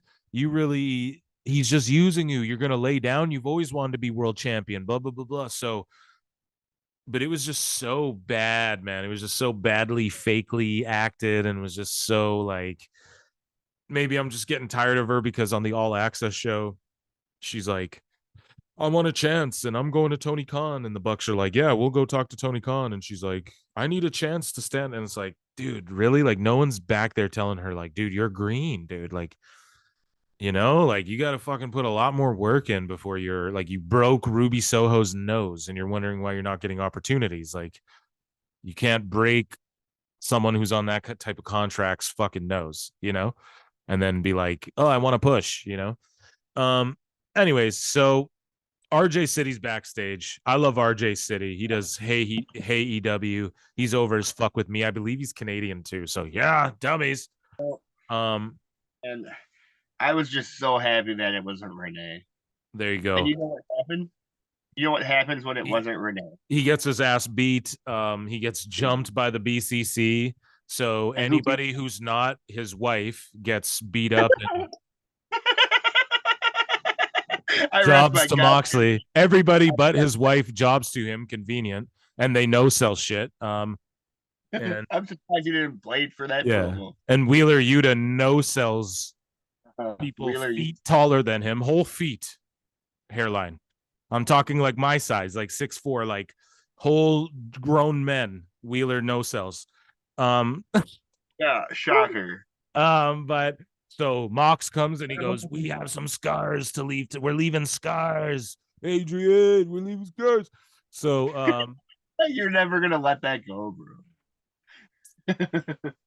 Oh boy. And especially, do you want to know why? Can I tell you, Hairline? Renee. We did it. And she's all like, honey, I can't talk right now. I'm trying to do this promo. Because there's nobody else, even though we have 50 fucking people on the roster. Can I tell you why I'll never let that go? Because the Rocky series and the Creeds, those are some of my favorite movies of all time. And I just rewatched them all because I want to watch Creed 3, which I haven't seen yet. And so I'm on Creed 2, and then I'm about to watch Creed 3. And I love the Rockies. And as I'm rewatching them in my spare time, this story comes out of Moxley going, oh, Rocky 3 and shit. And I'm going, oh no, don't bring the great Rocky Balboa into your nonsense. Anyways, yeah. 4 pillars, tournament final. Yeah, it was Darby versus Sammy next. So the Spanish God, Sammy Guevara, Yeah. Darby Allin. Sammy's dope. I'm shitting on everything today, man. I'm hoping you bring some more levity and. You got the wrong guy for that, bro. Okay. Yeah, is this I don't know. I'm going $2 on this episode here. I feel like I'm a little too salty, and it has nothing to do. My day's been everything's fine. It's just I'm actually having a lovely day today. It has nothing to do with anything. It's just like it just rubbed me the wrong way, and the draft rubbed me the wrong way, which we're gonna get into a little later on. But you know what rubbed me the right way? Impact. And you know what else was good too? Ring of Honor, dude. So I don't know. Maybe I'm a mark. Maybe I'm like just beyond mark where I can't do the main stuff, and I'm just going crazy on the mainstream stuff. But you are a mark, yes. Okay. This MJF Sammy Guevara shit just reminds me of like Dinner Debonair, more of that direction. So maybe that's why I'm not so down with it. But anyway, so this match was like a pretty goddamn good match. I mean, Sammy and Dar. I mean, if you like this type of shit, right? Like they pulled out tables for no fucking reason. That's just expected. Sammy's doing 630 sentons through fucking tables and stuff. So if that's what you're into, if that's your sort of thing, okay, do it. I'm sure you could find things to shit on, a lot of leg slaps. But yeah, that's it. Pretty much it turned there was a good match, and then at the ending segment was like, oh, there's gonna be a tag team match, and I guess Tony Schiavone announces it. So why isn't Tony Schiavone just the fucking commissioner of the show? Why isn't he the general manager of Dynamite? I don't understand this. Just figure this shit out already, because wired announcers making matches and shit, and Tony Khan can get on the microphone to go, we're going to Calgary, but he can't get on the microphone to go, it's a fucking tag team match, you know? And then it's just going to be the 4-way that everyone's like, how are they going to get to the 4-way? Why did we have this convoluted tournament? I don't get it. We just beat Jungle Boy for no reason. Go ahead with your thoughts on this, and then we'll get into the Adam Cole segment next. Man, MJF was great on commentary, bro. Right, and that's about the only thing I can say about this. No, I got some positive things. That, man, what's going on here? So I really liked MJF putting over his pickles. You know, that was super hilarious. It was a lot like the bubbly, where he's just like, you know, getting his own shit over. I really like how Taz was marking out and putting it over and whatnot. Yeah, it's very organic, pun intended. Right, it's very WWE as well. Yeah, man, and what else here is what I really liked here, to say some positive things about the match, is Darby had a really sick moonsault outside of the ring. And then I also really like Sammy's 630 senton table spot as well. But other than that, I was just marking out to the commentary and whatnot. So you're okay with in the middle of matches where there's disqualifications and shit, and you're okay when they just pull out a fucking table and set a guy up? No, absolutely. It's horrible booking, but I don't know. Again, man, like I said this to you. So he performs a 630 flip beautifully, is what you mean to tell me? Correct. It was excellent wrestling. As far as storyline, it's dumb. It's stupid ring psychology, but I don't come here to watch ring psychology. I would compare this to like trauma films or something like that. Like I know I'm watching a crappy side. Yes. So do you go to WWE looking for psychology? Yes. Okay. Correct. Proceed. Anyways, man, I just really liked a lot of MJF's banter with the commentary. He was really burying Tony a lot. And then the second Tony went to make that announcement, he just had such an attitude with MJF. You fat prick. Yeah, you fat prick. That was great, bro. Oh, I have that in my notes. He called him a fat prick. Great. And then my other favorite MJF line is when Sammy did do that senton. He goes over. MJF looks over at Excalibur and he goes, "I'm sorry, that wasn't a senton, or not a senton. A tope. What is that move? A tope con hero." Yeah. MJF was like, a tope suicida. That's my best friend, Sammy Garvey. Man, good shit. Good shit, pal. That's good shit, pal. Yeah, I'll tell you what you're going to do, pal. I'll tell you what you're going to do. It's Monday night. It's AEW Dynamite. I'll tell you what you're going to do, pal. You're going to get a table. You're going to put him on a table, and you're going to do a 630. 630 through the table now on the outside. Yeah. He's gonna puke. You don't do 630 through a table. You're You just wanted to do that. I'm a mark for myself. What can I say? Up next, we had Adam Cole. He comes out to the ring with a microphone. And there's people doing karaoke in my house. So you guys just relax, okay? Adam Cole comes out to the ring with a microphone. And he just starts calling out Jericho, you know. I know you can hear me. You handcuffed me last week. You beat my chick up. You beat her within an inch of her life, even though, like, really, she just got caned 4 or 5 times. And I got to be honest, like, I've seen Britt Baker go through tables off cages and hit thumbtacks and bust her face multiple times and shit. So I don't really know about beat her within an inch of her life. So, and then invested. I'm sorry, go ahead. Hence why no one was invested, bro. Right. It kind of was just like, okay, like if you wanted to, like if they Tommy Dreamered her in front of them, handcuffed them both, and then they cane her like Dreamer style in front of fucking Cole. Now you go, oh, that's Mark shit. Why would they do that? But that would have been like emotion invoking, but they didn't do that. They just caned her. She's wearing a leather jacket, I think. They cane her 4 or 5 times, and then it's like, okay, but I've seen her go through thumbtacks and tables and break her fucking nose and rip teeth out and shit. Like, I don't really, that's whatever. Anyways, I've been shitting so hard on this episode. Jericho comes out. You take us through this because I'm not. Man, bro, let me tell you, man. Yeah. The innovator of entrance music. And hold on. What I truly mean about you're my enemy, my enemy. What I truly mean is to tune into our Patreon to hear more about Chris. Got to plug the Patreon. If you haven't yet, check us out. Patreon.com/ProWrestleTimes.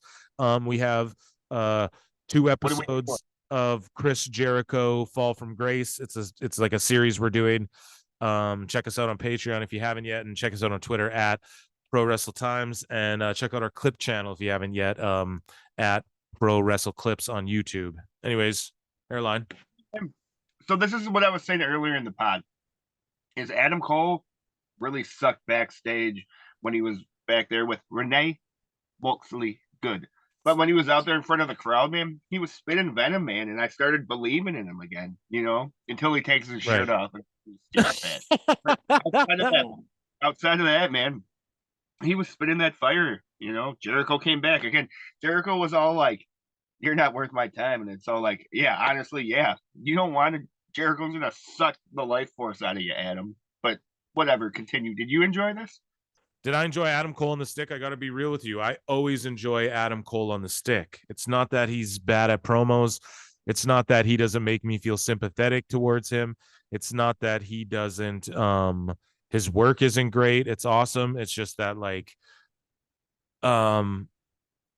I just feel like his like overacting was kind of bad, or like underacting was bad last week, but that's it. Like, just that angle last week left a sour taste in my mouth, but otherwise it was great. And do you feel like they incorporated the Outcasts back in it in any way this week? Like, I just feel like they kind of brushed over that too. Like, I guess didn't Saraya cut a promo, or maybe that was on Rampage, but my bad. So I saw a picture of Instagram on Instagram, right? And the Outcasts were wearing T-shirts of the picture Britt Baker posted. All 3 of them were wearing T-shirts of that picture.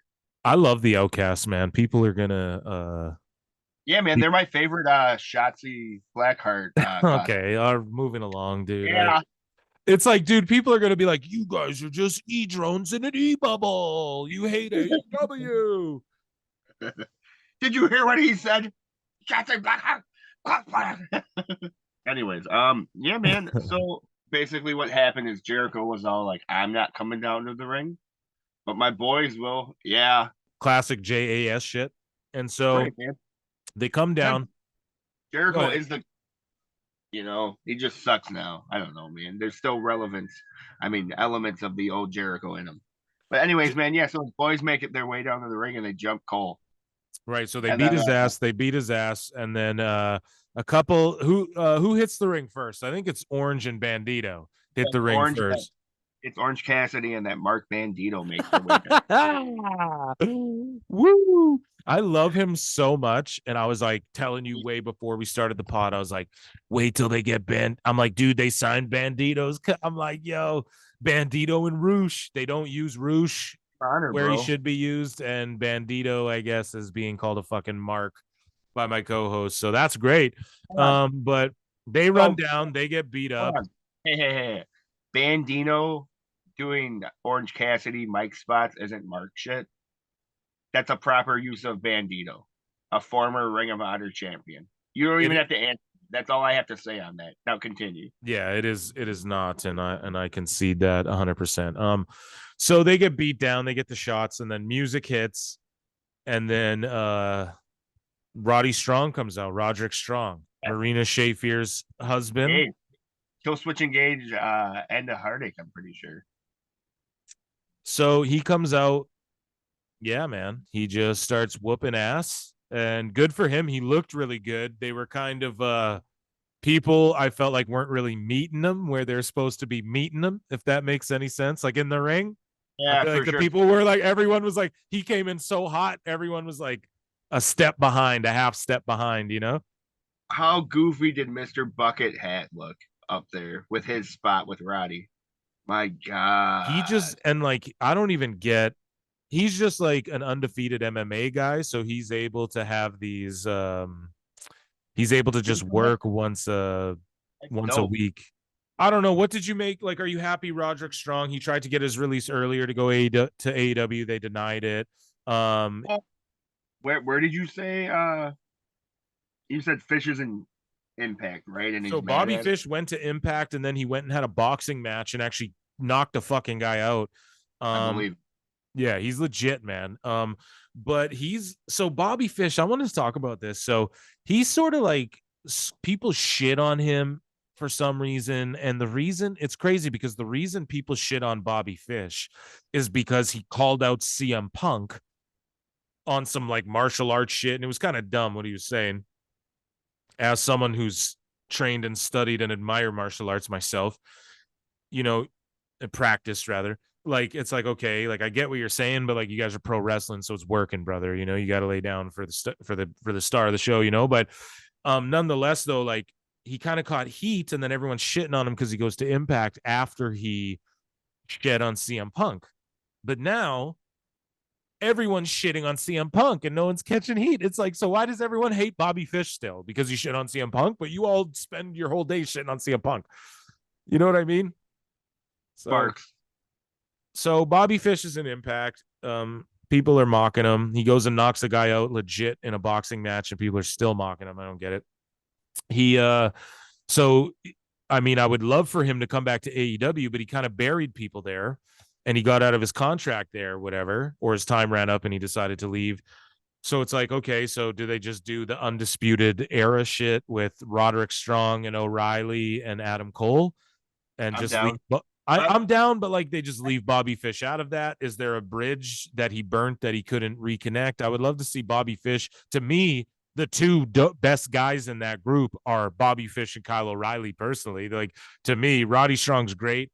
And they're all fun. They're all amazing, and together they're even stronger. And so I'm just sitting here like, you know, it's missed opportunity, and people hate Bobby Fish for this benign reason because you're all hating on CM Punk now. So you all hate Punk because he hates on the Elite, but when there was no heat between Punk and the Elite, you all hate Bobby Fish because he hates Punk. Because AEW, bro. Because AEW. Anyways, go ahead. My problem with this is, well, man, what I have to say here is like, if I said this last week about Mr. 10, why are ex-WWE guys working WWE angles and former WWE stuff at WWE? Oh my fucking God. Hairline. Okay, on Rampage. You're not going to believe this. Or you are going to believe this. That's the problem. Okay, I'm going to answer what you said with my manic fucking craziness that I've had towards I think Rampage made me a little bitter too as well. So that's kind of adding on. Okay, so you're not going to believe this. Sean Spears comes out, Mr. 10, and guess what? He has like knockoff 2005 TNA type 10 music, Ty Dillinger music. Dun, da, da, da, da, da. But it's like the MIDI ringtone version, dude. And I was like, no. And he's the perfect 10 again. The perfect 10, Sean Spears on Rampage, dude. I went, no. So what do you make of that? That's my response to your question to me. And I throw the question back at you, Hairline, because I'm just going to start burying shit and I don't need to.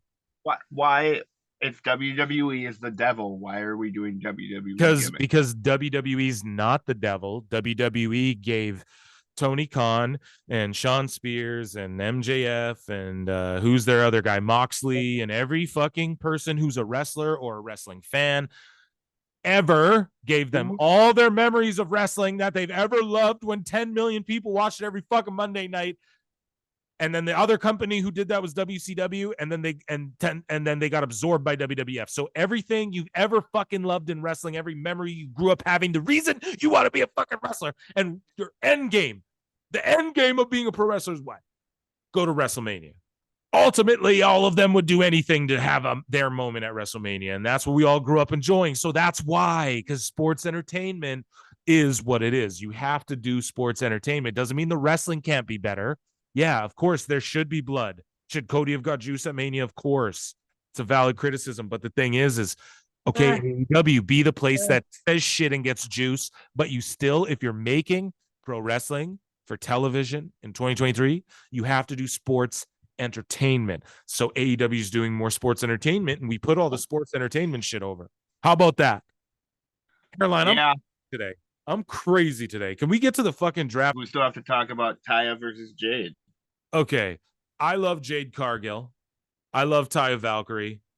We kind of all knew what was going to happen, especially with the finisher being barred. It was like, okay.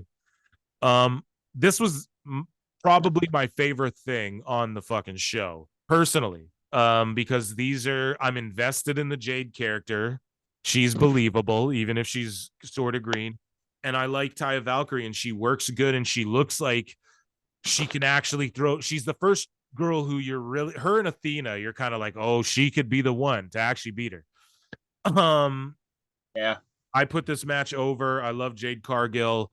Even Smart Mark Sterling, I'm not mad at. It's very WWE, as to steal a line from Hairline. And I enjoy Smart Mark Sterling, like, even though a lot of people bury him, I think his shit is cheesy and goofy, and that's the point. He's there to take a pile driver. He's there to get a pie in the face. He's there to look stupid and be funny and take the heat off of like whoever can't get beat up and look stupid. That's the point. So what do you think? What do you think, Hairline? I thought it was a great match, man. Taya was really making Jade look like money the entire time. Yeah, that Smart Mark guy, that's Cardona's buddy, right? Right. Okay, but yeah, man, overall good match, good ending. I liked all of it, man.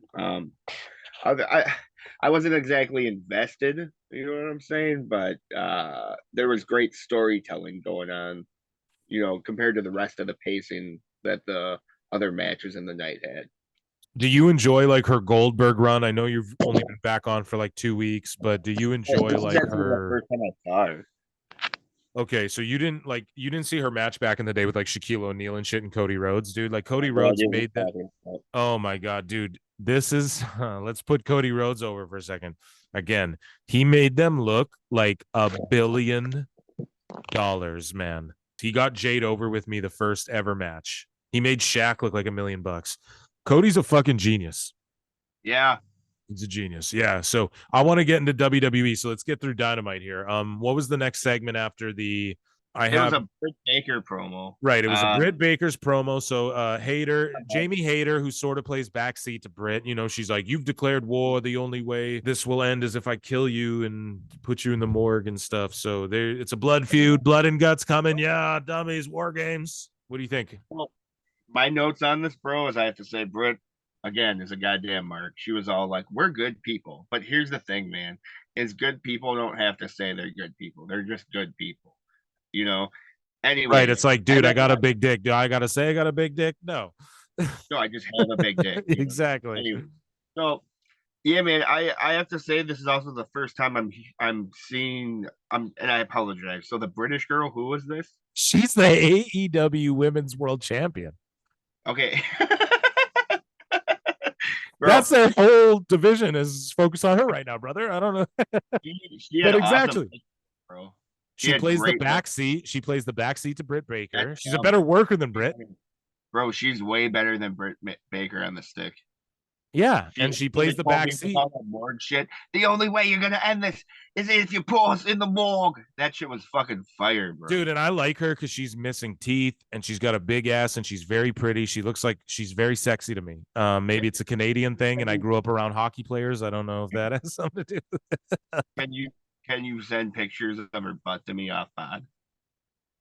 I mean, yeah, sure. I'd have to Google them, but No problem. Anyway, continue.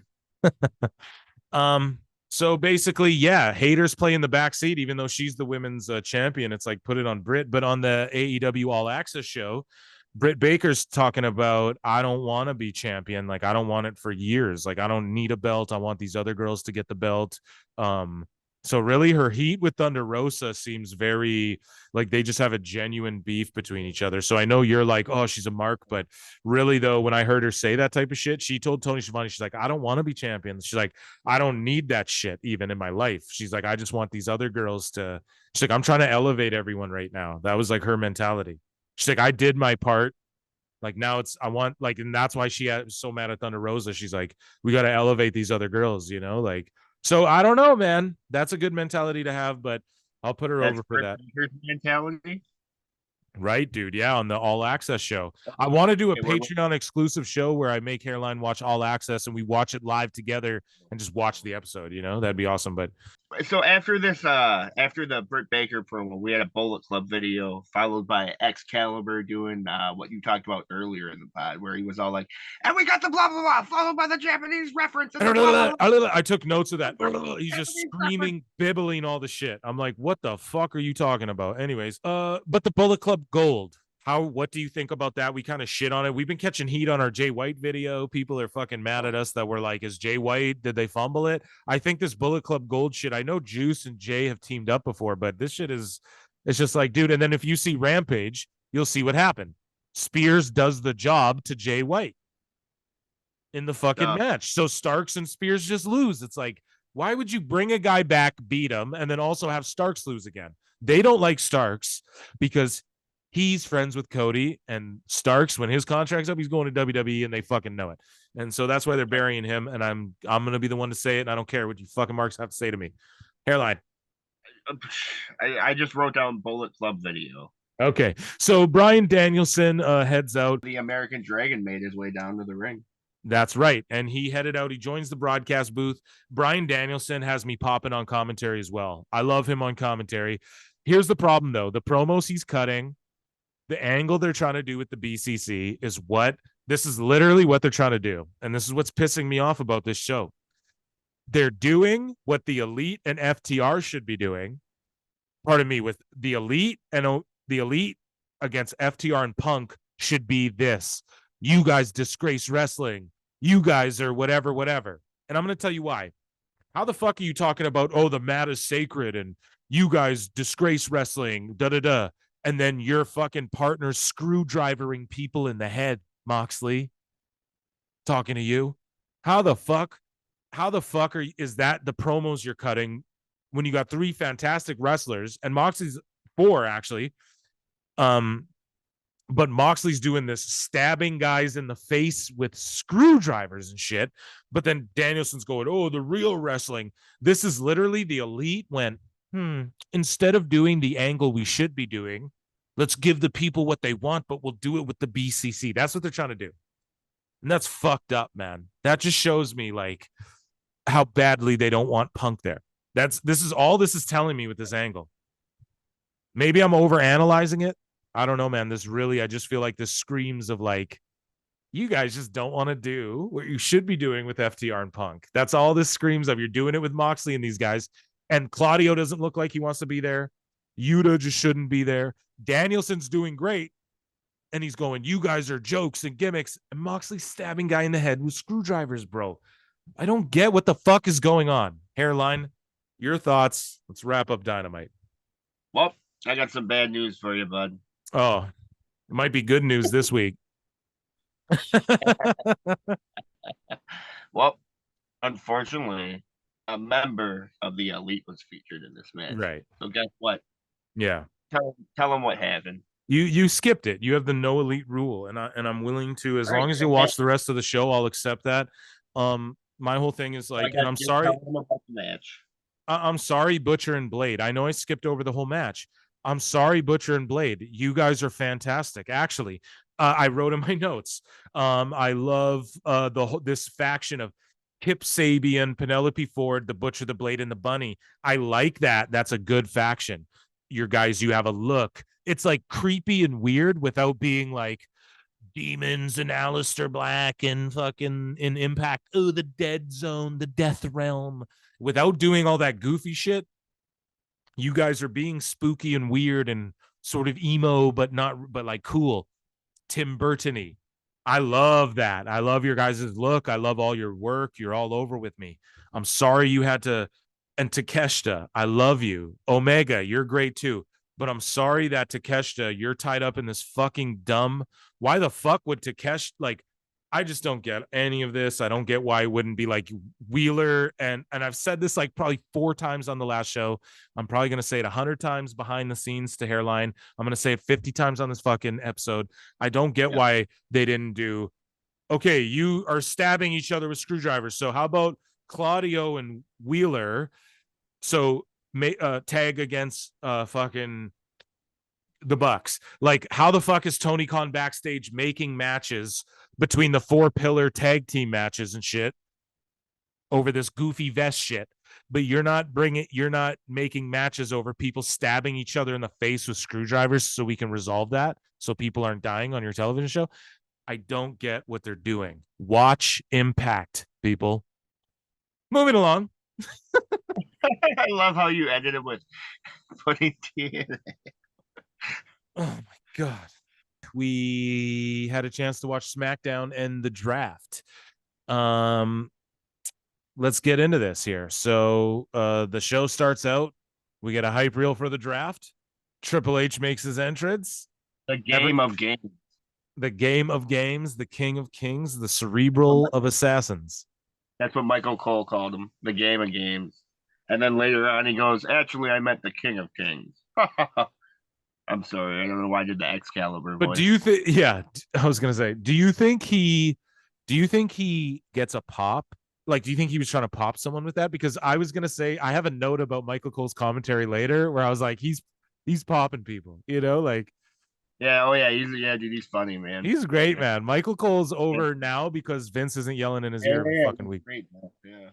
So he welcomes us to the draft. He says, you know, like, here's how it's going to work. He gives out the rules, which is nice. I like that. And then he talked about how, you know, there's 2 draft pools, which I fucking hate. And he says, we're going to, I hate when it's draft pools and then they show us a graphic of who's in the draft. Like, don't show me that, you know? But okay. And then he doesn't make it clear, though. He explains the rules, but he doesn't say, oh, and you can draft in groups of people and random groups of 2 or split up 4 and we can take 3 and move 2. Fucking stupid. That means, yeah. Yeah, it's like, come on now. Like, get fucking real. And then I go, this is what I write in my notes. Who's drafting against who? So Triple H is drafting against Triple H. And then they just had representatives come out, which obviously I'm going to pop for Legends and shit and the Mark shit. But it's like they come out and do the draft picks as far as like they just have people sort of announce it. And it's like, damn, like you just revealed the World Heavyweight Champion last week. You don't think this week you could go and here's a new, I'm Triple H and here's the big announcement. Here is your new Raw GM, Eric Bischoff, and here's your new SmackDown GM, Stephanie McMahon, or whatever, right? Taking it back to the Ruthless Aggression era for an example, like you couldn't have done anything like that. Like, and here's Shawn Michaels is now promoted to fucking SmackDown GM, and he can still run NXT, and this guy's the on-screen Raw GM or whatever the fuck. I just think that was just such a missed opportunity. And then you still could have had Legends come out to announce the draft picks and all that sort of stuff. But that's me nitpicking. I just feel like That though takes away, because this is why Triple H's verbiage. He goes, and the first pick is for SmackDown, and they pick. Who's they? Who the fuck picked? Who runs? Adam Pearce? You know, like who picked for who's making the teams? This is kayfabe, just bro. Kayfabe. But kayfabe, who's the boss in kayfabe? So who's they? I just SmackDown. You mean like the blue robot that fucking comes up before Smack? You know, the laptop, the blue laptop. Right. So, anyways, I just sort of shit on that, but ultimately, man, I want to say something here quick, man. Triple H really I just want to give him his flowers quickly here, man, because a lot of people shit on him and say he's only where he's at because he hooked up with Stephanie and shit, man. But I really wish people would more or less put over like what he did with NXT and really like how a lot of the past NXT talent is currently what's super over with the current WWE universe and whatnot. Right. Man. They just shit on. This is what people choose to focus on and shit on is the AEW guys who went to AEW when he did like the indie era. And then the guys who go over there and get book shitty. That's why people go, oh, look at Triple H's booking is bad. And a lot of people say that his booking's been shit. Like all the guys he brought back, Bray Wyatt and Jonah and all these guys he brought back, that they're not living up. Gargano, that they're not really over and they haven't been booked properly on the main roster. What would you say to that? I don't know, man. It's not that Gargano isn't booked properly. He's just more of like an enhancement talent role. I agree. He should be a jobber, but people are like, well, Gargano's. It's like, okay. Yeah. Okay, but Gargano's also getting a fat paycheck for him and his wife to provide for their new baby. And he gets to be on WrestleMania probably one day and live out his childhood fantasies. Right. And dude, okay, here's oh man. Actually, I have to save it. I'm sorry. Basically, we had Triple H here saying that he was getting Paul Heyman, Roman Reigns, and Solo. That's where are the Usos? Right. Where are the Usos going? We made a video. If you check out our Pro Wrestle Clips channel, we made a video talking about, are the Bloodline going to be split up in the draft? And your boy Phil predicted it. They got split up. More than likely is what's happening. They're going to be split up in the draft. What do you make of them just saying we're taking Heyman and Roman and Solo and we're just leaving the Usos behind? I think that's fucking incredibly dumb. I think only Roman should be one. How the fuck you gonna get Solo and Roman, dog? Like what the fuck? Like I'm okay if they're on the same show, but how do you put them in the same pick? Solo's like your main event guy right now. Go ahead. And Paul. All three of them. They're the three most over guys in the company right now. Yeah, and you're gonna just take all three. Okay. Good pick. Yeah. Wow. Jesus Christ. You know, it's like, come on now. It just ruined it for me off the rip. The first pick went, okay, fuck this draft, you know, so next up we had Cody Rhodes to Raw. Right.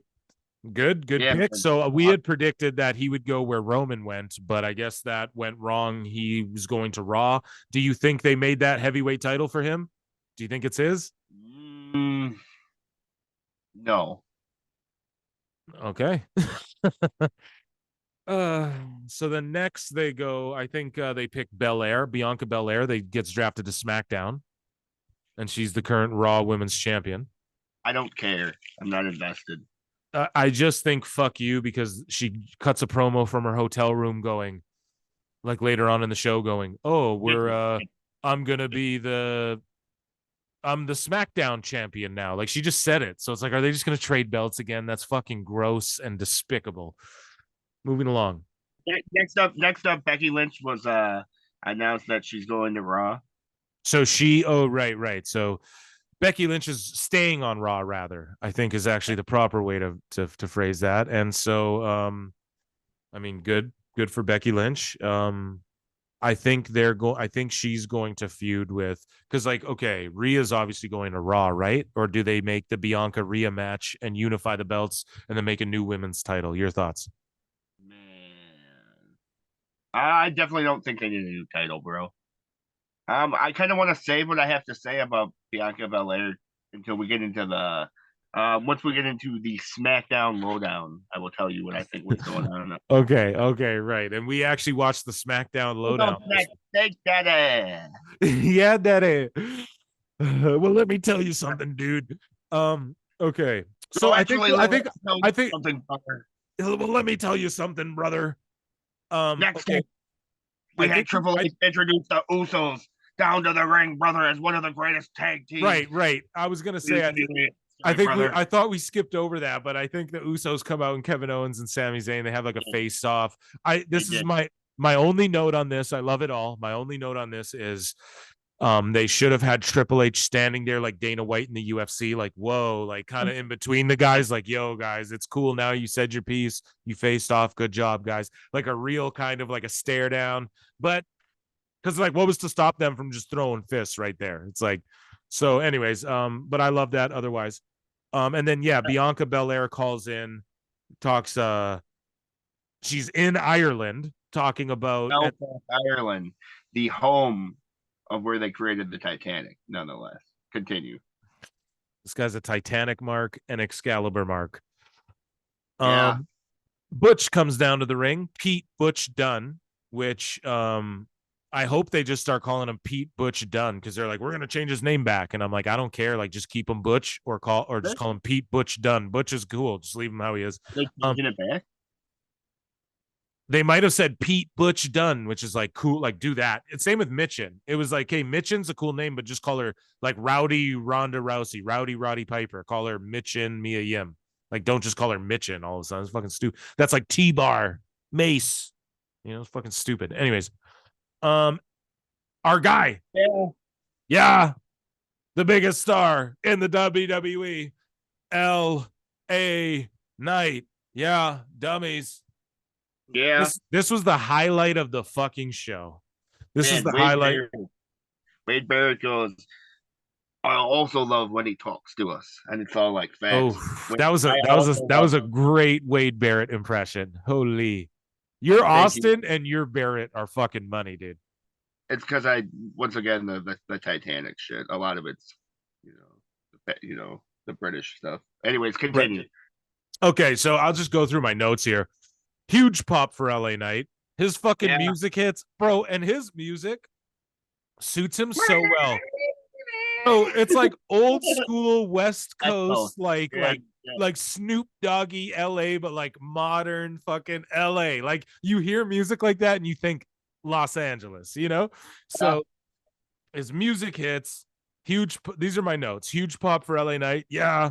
LA Knight is phenomenal. Match was great. Crowd loved Knight, even though he's working heel. His superplex is phenomenal. Yeah.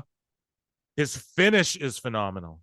It looks cool. It's a move he can do to virtually anybody. It doesn't matter how much they weigh. It's about the other guy selling it. It's not about him lifting you. Now, those are the greatest finishers of all time. The rock bottom, the stunner, the RKO. His is one of those, dude. It's like a stunner, but he like reverse DDTs their head from like the stunner position.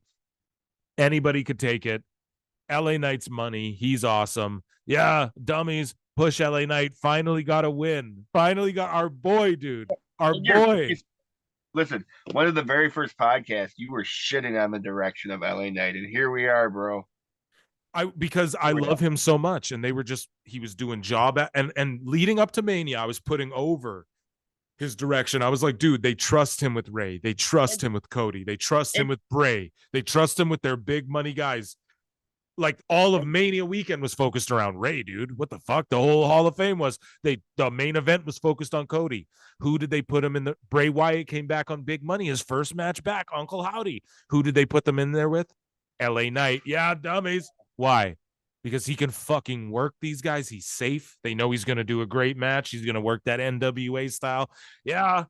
And dude, how great did Pete Dunne make him look? Oh man, and their match was so great. It was like little brawly scrapper versus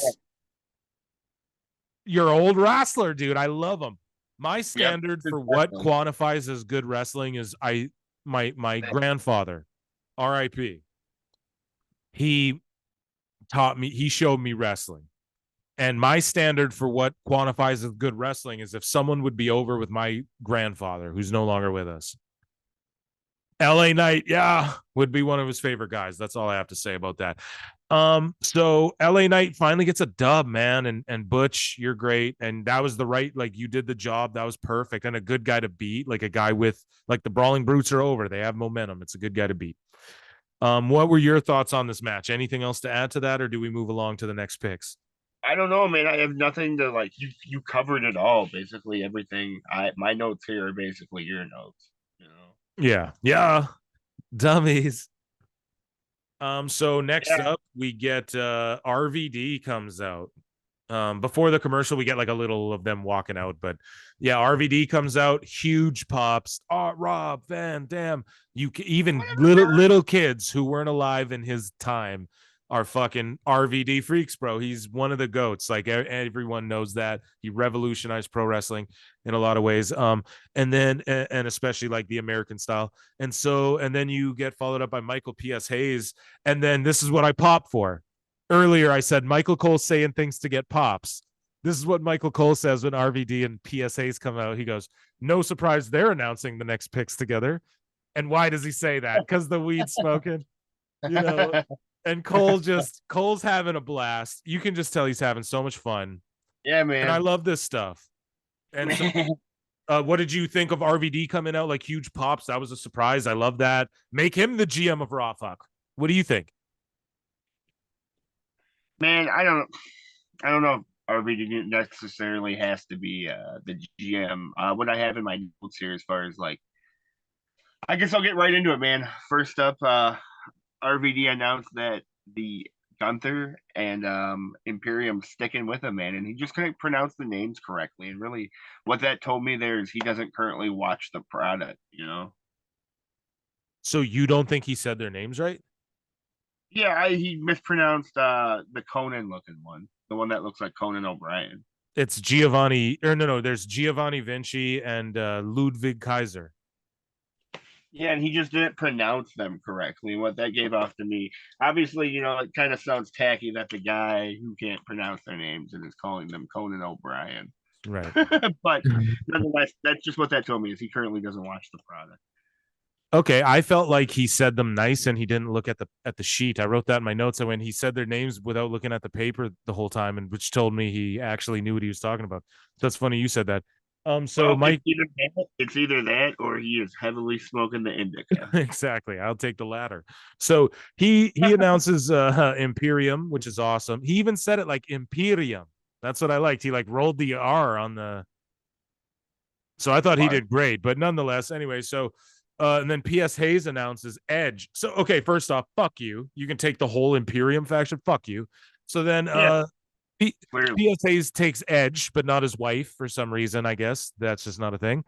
And then which is cool, whatever. He's going on I believe SmackDown. And then Rob RVD announces that Raw picks Matt Riddle. Now I found this is kind of fucked. What's that? He obviously knows who the fuck Riddle is, you know what I'm saying? Yeah, now I feel like again that was like a little stoner joke, a pot shot. Just kidding, not a pot shot, but I was trying to make a pun there. But nonetheless, I feel like RVD, like they just did that for like the stoner pop, the 420 bro thing. But the whole thing to me was like that's kind of art, like Brittle's going above so many other people. Where I was like, he just got back from like a weird Molly trip where he was with porn stars doing all kinds of drugs and shit. You sure like he's getting drafted above like Charlotte Flair and shit like that? I just think that's weird. But anyways, But they have to save Charlotte for Raw. right. And also like obviously it means that they stand behind Matt Riddle still and they're not like counting him out and being like, fuck this guy. So, anyways, up next, the Street Profits make their entrance. Yes, correct. The Street Profits make their way down to the So ring. the Red Cups, they're doing the RVD shit on the way down to the ring. They talk about now that they've been drafted on SmackDown because I believe P.S. Hayes, his next pick was the Street Profits. And so they're on SmackDown. They just so happen to be wearing blue and white. Cool. I like these guys. And then basically what happens is they get into like for some reason a three-way tag match with the LWO. The LWO's music hits. They're super over with the crowd. I don't know if they're piping in sound. I don't know if I don't know what it is. Those shirts are selling like hotcakes. The guys are over because they don't have to be anybody. They can just be like wearing LWO shirts and people are gonna pop for it. So that's kind of what I was trying to say to you last week, when we initially started talking about the LWO, is that they have gotten over in different ways, Or a outside of the T-shirt that Eddie Guerrero made. right, basically. But Well, then what are we talking about here, man? also in They're this match jobbing. In this match, they lost, but Ricochet took the pin. well, also yes, correct. Also Ricochet and Braun Strowman were which, involved. hey, I like that tag team, and I like them going. It's like a comic book come to life. Yes, so do the shit from the comic books where Colossus throws Wolverine. Wear the same attire. Go fully into it. I hate when they put these tags together and they're just like, I'll come out to my music and you come out to your music. No, bitch. Come out with the same theme song. They want their own pop. Yeah, no, come out, wear the same shit, but invest into it. They're both bald. They both have beards. The one guy flips. The one guy's a freak. Okay, you guys do the shit like in the comics where like Colossus grabs Wolverine by the belt and throws him at people. Do those moves. Like read some books and steal some shit. Anyways, I don't know, man. Your thoughts on this match? My thoughts on this match were the LWO stole the fucking show. They were the best part of the whole match. And then Ricochet takes a pin, and then so ultimately that's an L on the LWO again. Wow. Zelina Vega, which we'll get into later. Okay, what she did with Sonya Deville, but it's just an L fest, including Rey Mysterio, leading up until, I guess, Backlash, where Zelina is also going to do a job. I don't know. Well, your thoughts on this match? Yeah, man. So like it was basically Braun just looking really strong. Everyone making Braun look awesome, letting Braun get his shit in. Everyone had a little spot with Braun, followed by him doing the train. And then also I really like Train's Montez. over. I really like Montez Ford's frog splash, man. He really unbelievable.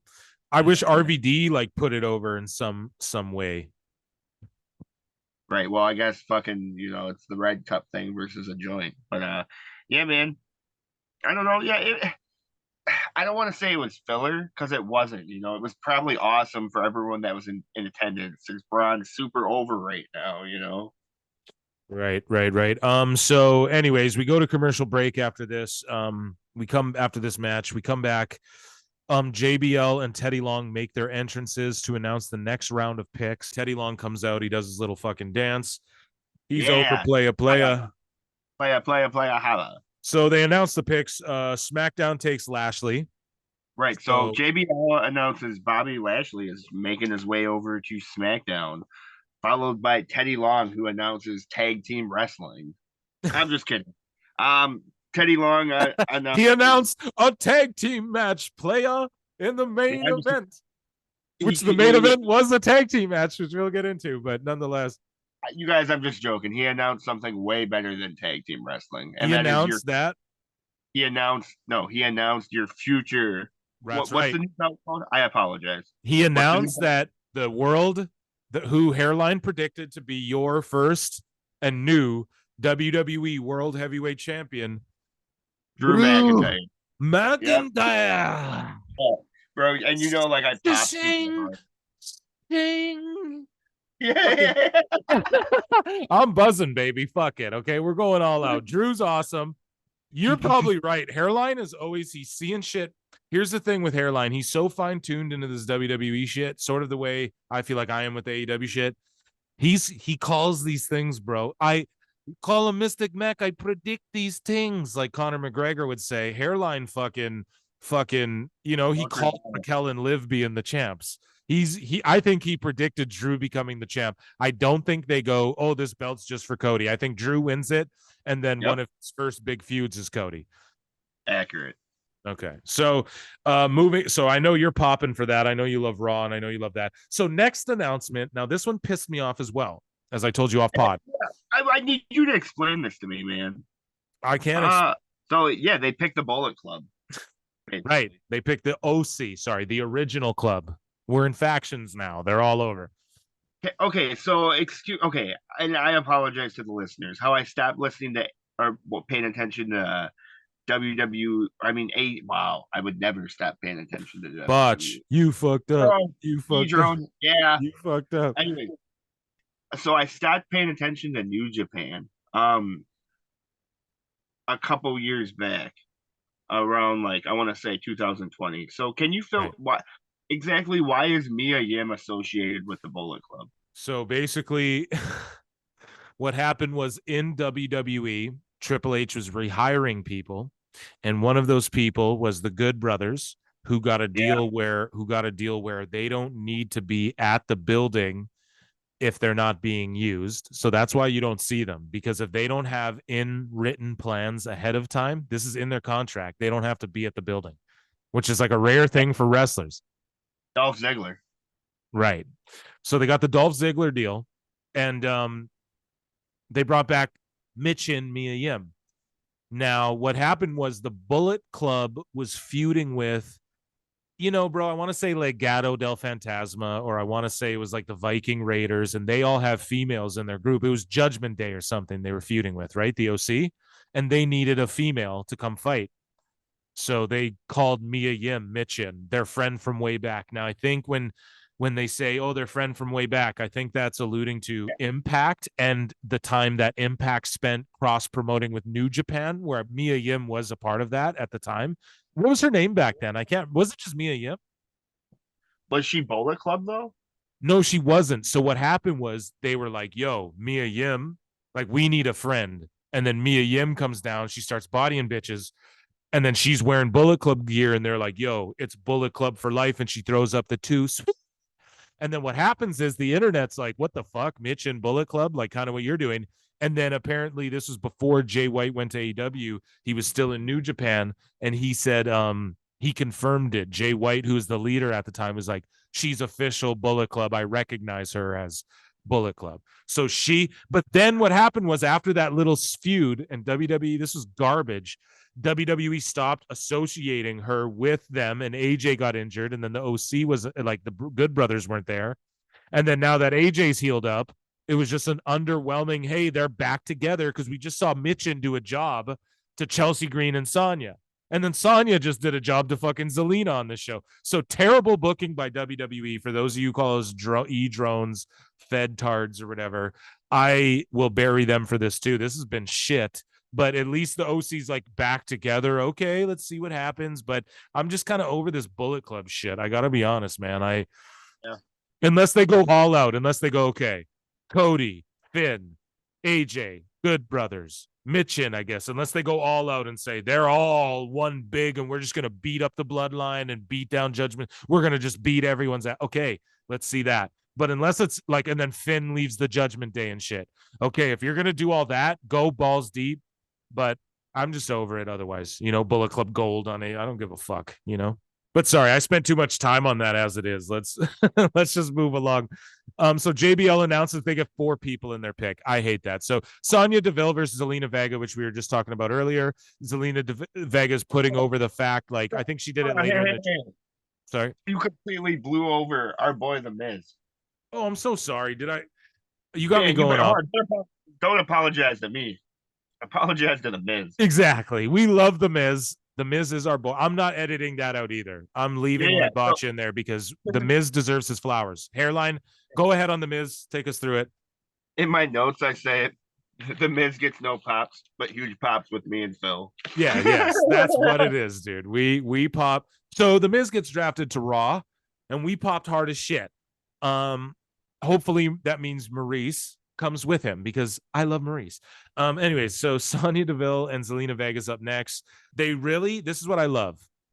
WWE's really putting over the fact Zelina Vega's undersized and she's fighting the bigger Rhea Ripley, who's big guys, and how could she pull it off? Well, she's part of the LWO and she's putting over. I think later in the night she does a promo where she goes, "The LWO's reinvigorated me and given me new hope," and then we'll get. But during the match, though, they're putting that over too.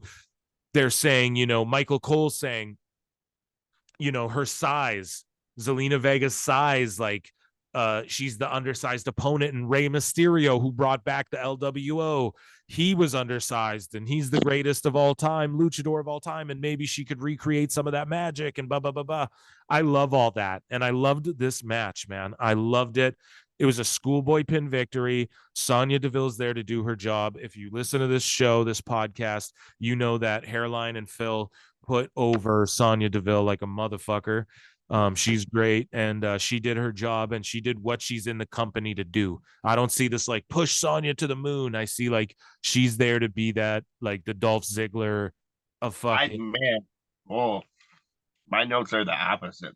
I Okay. have in big bold letters, man, Sonya is more than enhancement talent. Okay, there you go. But she is one of the greatest, like, man, she's just so like her ring psychology, the way she talks out loud, and she's just like she's light years ahead of like most of the girls. She is, And yes. and Yes, that's not even absolutely. marketing, you know. Right. And I agree with that. I agree with that fully. But I think that you could say that about Dolph Ziggler too in a lot of ways. And it's Yeah, just man. And something else I want to quickly address on here is how much cooler did bucket hats look on Chelsea Green than they looked on Jack Schwager? Yeah. oh brother. Yeah, man. So next we had Mommy came out at the end of this. Go ahead. Yeah, I was just gonna get into it. She goes in there, and what I like is they set up the fact that Zelina knows how to reverse the riptide into a DDT. And so they're Right. kind of setting up that Zelina has a chance. The small guy, she could win. They put it over. She could win via roll up, and she can reverse that move and maybe win by. So we're seeing that they're putting her over as she might have a chance. She doesn't have a chance in the world. Thank you to the people commenting that, oh, Zelina might win against Rhea in Puerto Rico. That is not happening. I'm sorry. And you think they're going to juggle the belt around with Rhea after that year she just had, and she's the most over chick in the fucking world right now. There's no way on planet Earth she just beat Charlotte Flair. You guys are high on fucking methamphetamines. We're moving along. I'm not even entertaining that. We're not there yet. We're not there yet. I have my reasons. Okay, so the OC make their entrance. Yeah, hell yeah, man. AJ Styles is back, bro. Which is awesome. It was a little underwhelming. I feel like he didn't get the pops he should have, but I'm fucking a mark for AJ. He's one of my all times. Hey, man, the Vike. Oh, go ahead. I said, don't worry about the pops he wasn't getting because all of the AEW neckbeards were certainly tweeting their asses off over it. Yep. And so they make their entrance. They start like they're about to talk. I think he's like about to say something. The Viking Raiders come in. And AJ says, yo, we should fight. Like they get in the ring, and then he's like, yo, OC, handle your business. And then he just dips out of there. They fucking brawl. I'm cool with this, man. I like the Viking Raiders being the sort of heel team, and it lets us know, okay, OC is the faces, and they're just gonna handle business, and they're just gonna be like, we're the business guys and shit. So I'm great with that. Then they hit a magic killer, and AJ hits a phenomenal forearm on Ivar just to like really drive that shit home. Like, fuck you guys. So, what did you make of that? Bro, how hard was Tony Khan coming over this match that it had two past New Japan acts wrestling?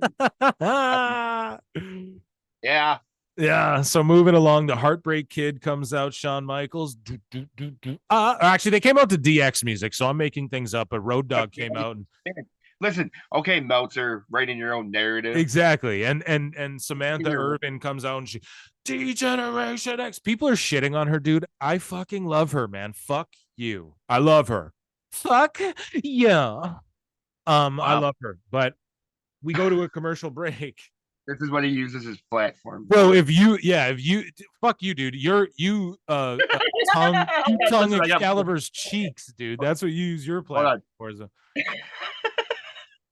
Hey guys, it's me, Phil. I'm going to use this platform to put over this girl I love, and I don't do that. Hold on. I also I have a bunch of fantasy bookmark booking. Okay, man in the fucking mask and all this shit. But hey, this is our pod. If you try me again. Listen, Doug. Yes, if you interrupt me again, I swear again. Okay, Mark. Okay, smart Mark. What the fuck are you even talking? Okay, PWG fan. When was the last Bloodline? Are you there? Fuck you. Did you touch the ring, Mark? Were you allowed to touch it while they wrestled, Mark? Yeah. Fuck you. Okay. I love what you do here I take shots at you're like podcasting, and you're like, guess what, bro? Fuck Excalibur. Like, well, you know what? You don't have anything to say bad about my podcasting. You're just I like, go, you know what? fuck Excalibur. Excalibur's fucking drools, bro. Okay, so we got Road Dogg and fucking. We got the Heartbreak Kid and the Road Dog, Jesse James. And so again, HBK pissed me off. He goes, damage controls our whole pick. We got three people. What was that, bro? Like, talk about the opportune time to split them up and make me interested.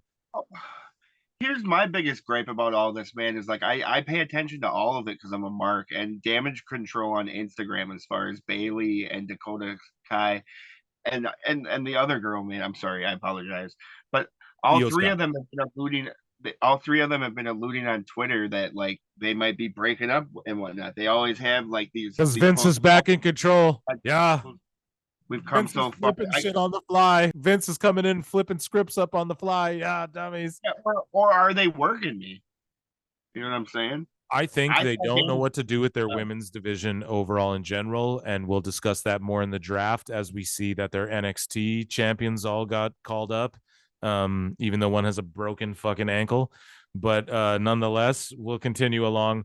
SmackDown's okay, so Road Dogg picks Nakamura for Raw.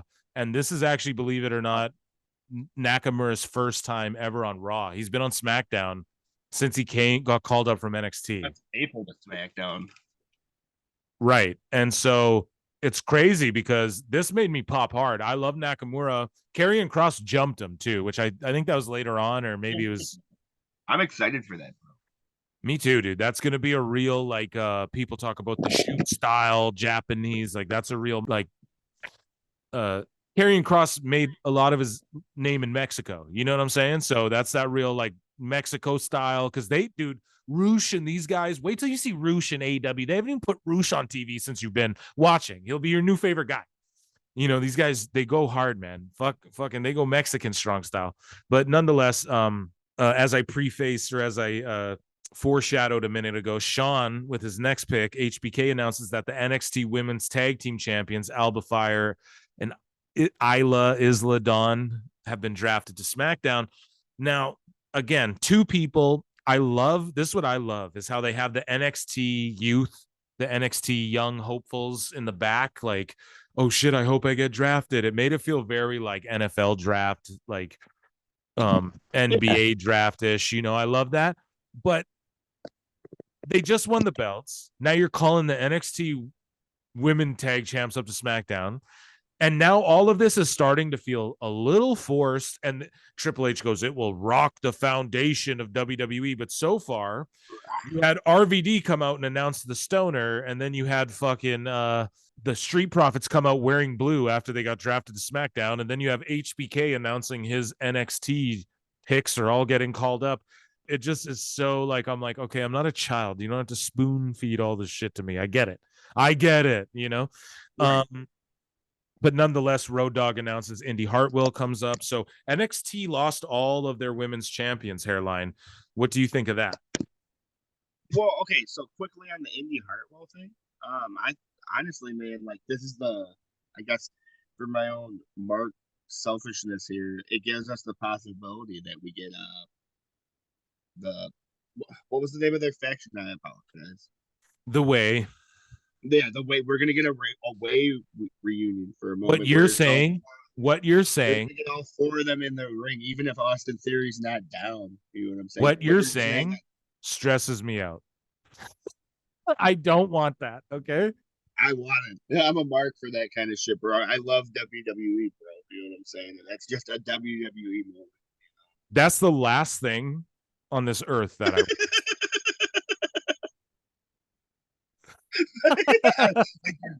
The very end of it, reunion. I would rather Damage Control add 4 more members and fucking spread out between 2 shows. I'm not joking. That's how much I don't care about that. So Yeah, we go to the performance center and we put that over before. I like how they're all sitting back there and it's like, the collegiate athletes about to get called. I love that. There should have been more of that. It should almost be like every year they do an NXT draft and then that's like its own section of the WWE draft. What do you think about that? Honestly, man, I was just happy to see Mackenzie and that it was not Renee for Right. once. Wasn't Renee Young? She didn't pop up for a fucking with a different last name. Hey, Renee Moxley here, and I'm at the NXT performance. Renee Moxley, good. Anyways, man. So Indy Hartwell, I think they talked to her first or after. Regardless, they talked to the women's champions and the tag champs and the women's champ, and they're all excited to go be called up. But Alba Fire and Isla Dawn get confronted by Caden Carter and Katana Chance. One of them was formerly Casey Catanzaro, I believe, and they've been a great tag team working together. They have good, cool moves together. They're flippy. I don't know if you like that shit. So they challenge the NXT tag champs. So they'll probably strip the belts off them, and then before they get called up on some bullshit, fucky finish, whatever. But it's weird because Indy Hartwell's going to be out for a while. Did you see her gruesome injury? Sort of like Dante Martin, where she caught that girl and she crushed her fucking ankle. Did you see that? Yeah, that was savage, bro. So you saw Indy Hartwell, her ankle break there, but she's still the women's champion. So they shelve her till it's fixed. I don't know what happens. They put some pins. I think she's gonna do stuff with Mrs. Saveface. She went to Raw, right? Right, but when does her? Yeah. So do they strip the NXT title? I feel like they're gonna have to hold turn. They're gonna probably strip her, and then the tag champs will lose their belts. They're gonna do something like that for right. Sure. So, anyways, moving along. Shinsuke Nakamura gets interviewed. He's wearing a fly ass suit. Kayla, what up, Kayla? And so Kayla is interviewing Shinsuke. Karrion Kross jumps him. We mentioned it earlier. Karrion beats the shit out of him. We're excited for this feud. The winner's going to go and face Roman. They got to start setting up guys to be there in main event slots who don't have belts. We're in an era where it's like back in the day, it'd be like, oh shit. And like, it would be like, oh, Hogan's fighting Piper and Macho Man's fighting fucking Ted DiBiase or whatever, like you had like multiple. So we need that again.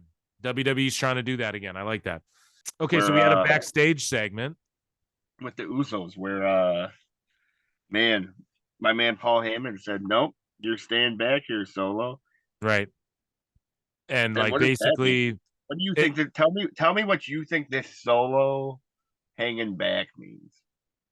Well, at first I went, he's about to do some real shit. He's going to get them out of this by DQ or something.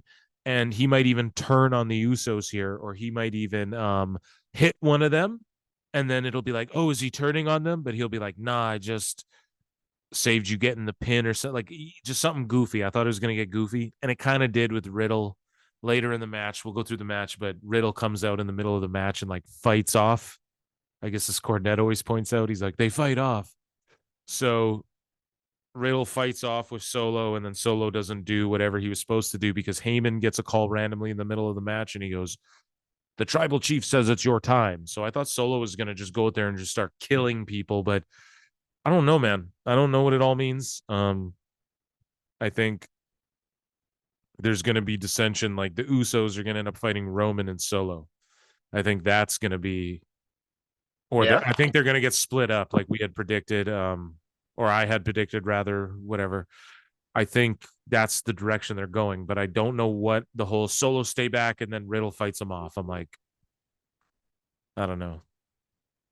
Match was great though. Otherwise, that's what I'm saying. Like fucking, if Riddle wouldn't have came out though, like what was this leading to?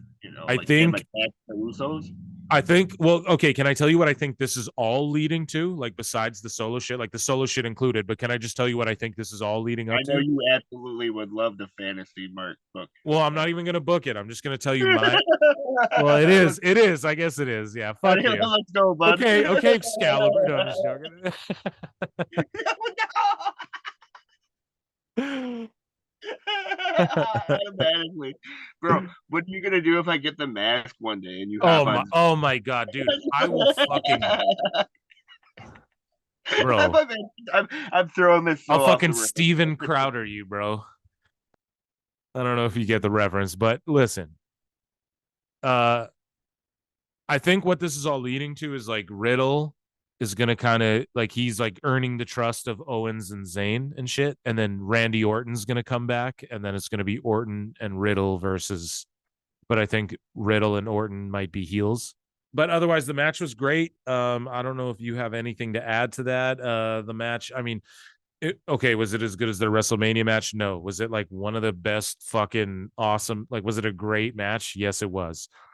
Um, was the finish kind of like okay? Did it feel a little rushed? Yeah, that's all I have to say about that, I guess. Man, I just thought that the guys were putting their bodies on the line. So like, Right. really, so like we just did our AEW review earlier in the show, and like a lot of AEW, in my opinion, here is guys just getting their shit in. And then when I watch WWE, it's just guys working together to do better for the product. And it was really like these guys were killing each other out there, man, and really just working together to put on this show for the people, you know. So Right.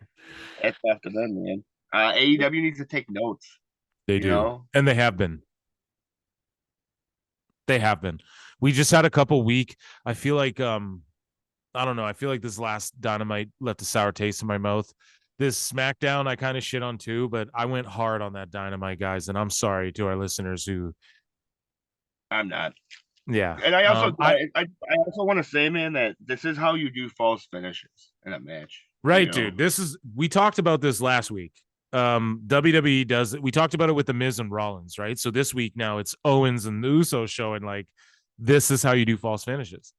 And they let each one breathe, you know, and each one I thought could end it. And it was a great match. So they announced at some point during the show. So that was SmackDown and the first night of the draft.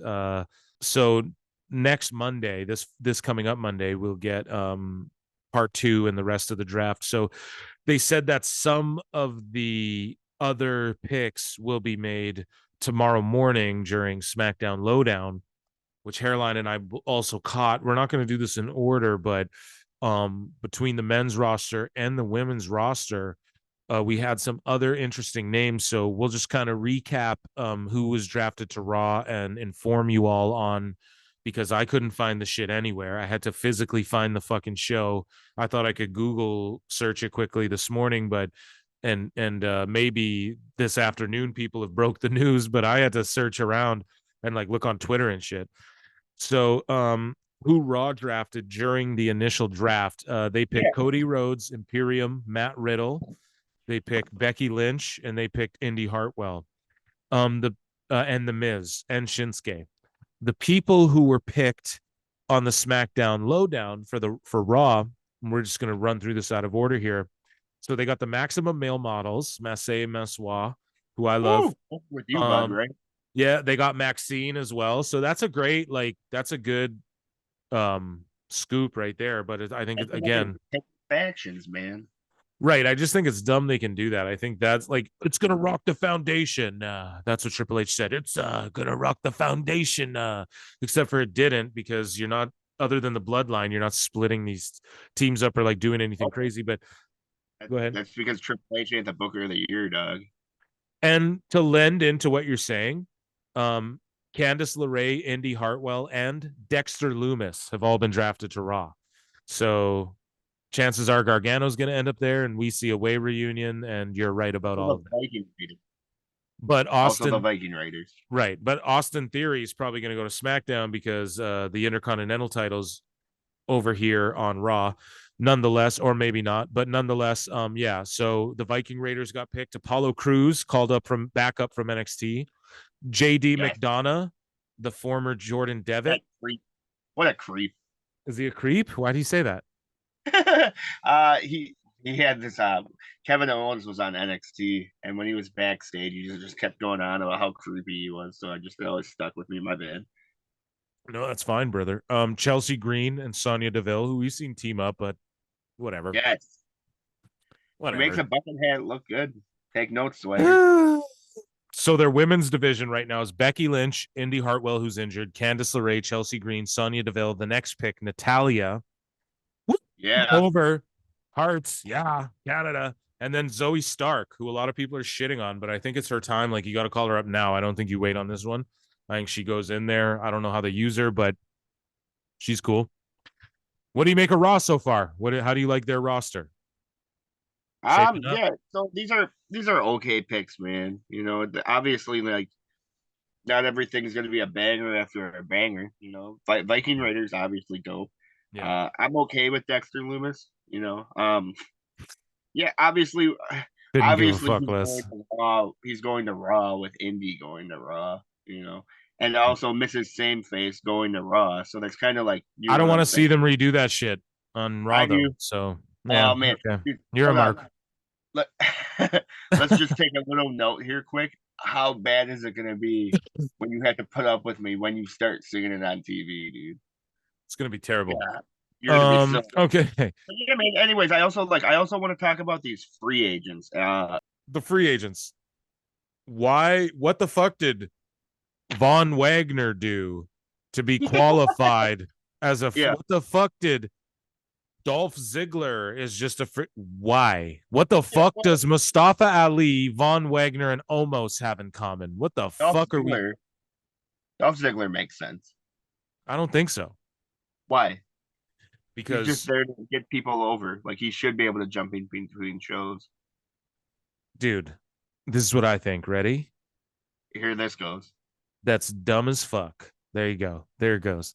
That makes no sense, dude. If he's fucking 4 guys randomly, Von Wagner, why? Put him on Raw and have him work house shows until he's. And MVP negotiated this free agent thing, so okay. It's kind of. Here's why MVP makes sense. Ready? He's a fucking manager. I manage guys on both brands. I'm not signed to an exclusive contract. I manage wrestlers. I'm signed to them. I sign them. They don't sign me. No, he negotiated almost his contract. I get that. But I'm saying MVP is also listed as a free agent. So he fucking but almost a free agent. Why? So he can just show up randomly, beat up people. Basically what I said about Ziggler, but as a big I get Omos because he's like a 7-foot freak, but like, I'm talking about, what does Von Wagner and Mustafa Ali? Mustafa, you're the only jobber in WWE. You're going to go do jobs for both shows. That's all that tells me. That's fucking disgraceful. Anyways, I want to talk about this Rhea Ripley promo that aired during SmackDown Lowdown. Go ahead, shoot. Yeah, so this is where I kept typing this up. This is where my sizzle was leading. She addressed how Bianca Belair is headed to the same show as her. Right. You know? I like that. They're setting that up. Yeah. That's the money match, dude. That's the money match. They won't do it right away, but saying like Bianca has a belt. So what I'm getting at is Rhea dropping the belt to Zelina. I know, and then Bianca. Are they giving Zelina her moment, and then Zelina's instantly dropping the belt to Charlotte or someone? That would be the greatest mistake in pro wrestling history. I don't know, man. Like how I tell you I see shit, that's what I'm seeing. I know, and that's why I'm so disgusted when you say it, because you're probably right. Yeah, I think Rhea's dropping the belt to Zelina, dude, based off this promo. You know, I don't even know. See, hey, man, the next week's pod, you know, is the we'll see exactly. Okay, over to SmackDown. So on television, they draft Roman Reigns and Solo Sikoa and Paul Heyman all in one. What? They got the Street Profits. They got Edge. They got Bobby Lashley. They got AJ Styles, Carl Anderson, Luke Gallows, and Mia Yim. Incredible. Millions of dollars worth of talent right there. They got Bianca Belair, and they got all of Damage Control, and then they got Alba Fire and Isla Dawn. So they picked like a million fucking people. I can't even. It's like, okay, sweet. They're gonna have a good tag division. They got some faction warfare. SmackDown again. It's like, okay, I'm a little more hyped for this. Hyphy for this. Cody Rhodes keeping me hyped for Raw, but I don't know, man. SmackDown, I'm going, okay. And that World Heavyweight title on Raw's, well, that's what that means. Roman gets drafted to SmackDown, so the World Heavyweight title goes to Raw naturally. We all knew that was going to happen. Triple H, he held that title on Raw forever. We knew that was going to happen. But on the SmackDown Lowdown, they announced that Lacey Evans Top Dollar, Ashante the Adonis, and B-Fab all got drafted over to SmackDown as well. The part of Hit Roll that was over with me now wrestles in AEW. I know. Oh my God, dude. Look at what Swerve. That's another thing in AEW. And I don't want to shit on them more than I have already, but dude, Swerve is like just oozing. He's just a star, just dripping charisma, just dripping, oozing stardom. And they're just not like, dude, he should be your international champion. What the fuck? Imagine if he had 19 title defense. Swerve can work. He can work any guy. He can work any style. He's so good and clean and confident and smooth. You can't even like really teach the shit he has. Whatever he has, that's like that LA Knight shit he has. And his size makes people question him a bit, but he transcends that a bit. Or not a bit, a lot. So my whole thing is like, the whole reason why Hit Row's dope is in AEW. And if he came back, they would be like, whoa, like they'd be the most over shit. But he's over there and teaming with Brian Cage and shit. So right, because he pulled a little tantrum and ran away. Right. So that was the draft. Oh, that was the draft, right? Is there anything else I'm missing? No, man. Basically, there's 800 WWE shows, but I kind of like if I have some downtime on a Saturday or Sunday, I guess I will be tuning into the SmackDown lowdown, you know.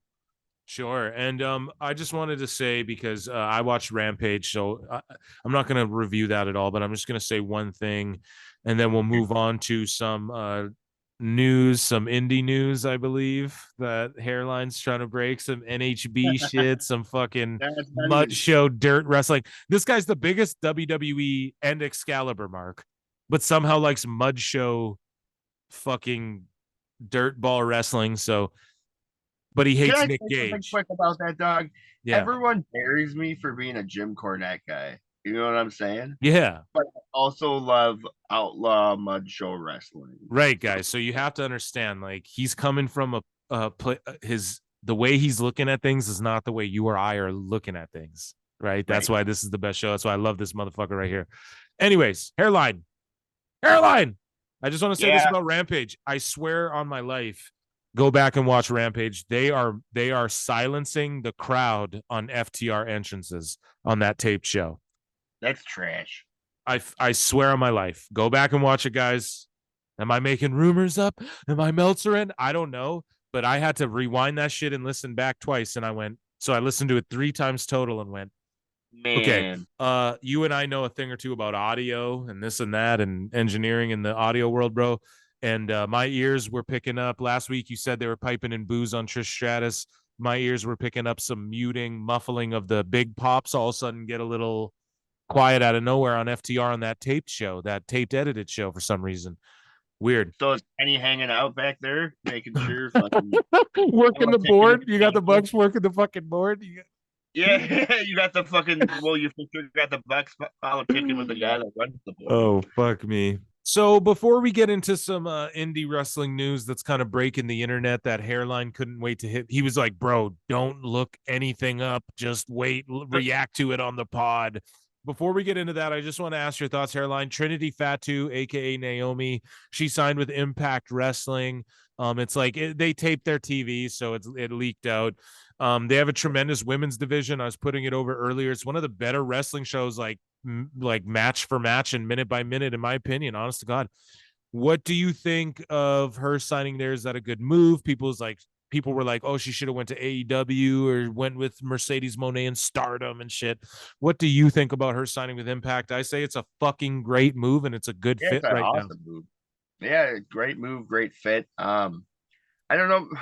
She doesn't need to be in Sasha's shadow, you know, and like that's. Do you think that was the case? Do you think that was the case though? They were doing red carpets together, doing everything together. Do you think she was only in the shadow? Yeah, but like that's just my personal opinion. I don't think she needs to stand in Sasha's shadow. I think she could stand alone. So like, rather than her going doing a bunch of Stardom shit, she's developing herself as her own thing over here at Impact. so some people would fantasy book and argue like, well, Mercedes Moné and Naomi could help establish the tag division there too and shit. But it's like, I don't think they care about that. I think Naomi wants to live in America, have less dates, get paid a shitload of money, be able to have freedom and do other things, use her real name, build her actual brand, get better at her craft, maybe become a world champion, work with people like Masha Slamovich and Mickey James and Gail Kim and fucking Jordan Grace and fucking and Lady Frost and these people. Masha's one of my favorite female wrestlers. Oh, tremendous. Yeah. She just did a job. She didn't do a job, but she lost to Jordan Grace. It was a great match on this last Impact. But it was a great match, and they main evented. So they start the show with their women shit. Then they have goofy, spooky women shit. And then they main evented with Deonna Purrazzo. Like people talk about women's wrestling. Impact. I'm telling you, Impact's like, and they're having great matches. Deonna Purrazzo's great. Naomi versus Deonna Purrazzo. That's a great match for a mark, dude. That's all I'm saying. Moving along. Take me through this. You're gonna walk me through this because I don't know what the fuck's going on. I'm gonna screen share. Yeah, screen share. Let's start there. We're about to watch. So Hairline hits me up and he goes, "Listen, there's some you mud guys, show shit you gotta watch." Sorry, you go ahead. I come from the world of the mud show wrestling. He lives in the dirty South Midwest. They love that shit down there, you fucking white boys. I'm a huge fan of ICW, which is the chains. Huge supporter of that. I go out every time they're in the Chicago area and whatnot. And that's just deathmatch wrestling and whatnot. But today what we're gonna be watching is a clip from the recent XPW pay-per-view. So what is XPW? Extreme Pro Wrestling? Yeah, so that's Rob Black shit. Remember, right. Obviously you saw that. XPW feuded with ECW all the way back in the early 2000s even. So yeah, to hear that it's 2023 and they're still even kicking is fucking news to me enough to go, wow, let alone what we're about to witness. Anyways, as you were saying. Current champion Schlack. Schlack is the goddamn man. He is one of the greatest deathmatch wrestlers of all time. Is he 50? Is he in his 50s? Under? No. I'll show you Schlack. Sorry, I'm gonna trash this a little bit, probably. I don't know how Hairline does this shit. So just to give a little context as well, you guys, Hairline. So he's saying I love NHB, and he's like I love WWE, and you guys are probably like, what the fuck is this guy even in reality? He is, man. This guy's got a great wrestling mind, and but his whole thing is like, right, ICW. But he hates Nick Gage. So can you just explain that, and then we'll get into this is Masada, I believe. Here's how I'm gonna go into your thing about Nick Gage. I'm going to kind of circle around here. So the clip we're looking at here is Masada. Okay. But Masada's big. If you've seen some deathmatch clips online from Japan with an American guy, it was most likely a Masada clip. Right. Masada's big body, dog. Hard body. Right. And his big thing was the skewer spot. Okay. Right. And then recently, Masada passed the skewer spot down to Atticus Cogar. Even though I've seen a million other indie marks do it, including John Moxley. No. Masada put over Atticus. You know what I'm saying? Okay, right. Yeah, he passed it along like the figure four leg lock, except for fucking Mark pencils. Basically, Masada saying this is the next coming in the death match. Right. So basically what happened is I used to be a big fan of GCW and whatnot. Right. And basically, this Atticus guy, huge fan of him. He had a falling out with GCW. So basically, what happened there is like them dropping the ball and Atticus Cogar was enough for me to like see that this company ain't doing shit seriously. Hairline's a ride or die, folks. Hairline's a ride or die. If he rides with you, he dies for you, and that's a fact. And we'll leave it at that. So continue. You ride with Atticus. Basically, no Atticus Cogar in GCW. No more me watching. No GCW. Hairline in GCW. Yeah. And Nick Gage was the big GCW guy, man, and just like the pay-per-view where Atticus's last pay-per-view with GCW, it was like, man, fucking, because all these stupid marks went over on their times and whatnot. It was the Briscoes. It was the Briscoes versus Matt Tremont. Matt Tremont is one of the greatest deathmatch wrestlers, if not the greatest match wrestler of all time. I'm familiar with him. Yeah. So we had the Briscoes versus fucking Nick Gage in Tremont, man, and they only had 5 minutes, bro, because everyone else went over on their shit. Right? Mark Yeah. So, shit. like, Mark shit. yeah, so that's what I mean by like fuck GCW and like they don't know what they're doing in the same way that Tony Khan doesn't know what they're doing. But anyways, man, so that's how I circle back. But regardless of that and GCW and Masada. all that, we're talking about XPW, which is Rob XPW. Black's brand. Okay. Rob Black, he porn star guy back in the early 2000s, feuded with Paul Heyman Still and the ECW a little bit. Still, To yeah. this day. I don't Yeah. know. Okay. So we're looking at TMZ I Sports, represent TMZ. the Go ahead. I represent the chain, so Rob Black can suck a dick. That's where I'm at, bro. But anyway, Okay. we're Fair gonna be enough. checking out the TMZ clip. So here's the TMZ clip with Masada versus whom? Or do I even give a fuck? Should I even care? We don't care. Okay. And he lights himself on fire. Now, does Masada light himself on fire? Does the other guy light himself on? Who lights who on fire? I plead the fifth. I don't want to see this, bro. I don't like this. Oh my God. Okay, this is why I don't hate AEW so much, right? This is why I give AEW slack, because it's like, man, at least they're not like you talk about, circus flips, so 630s tope suicida.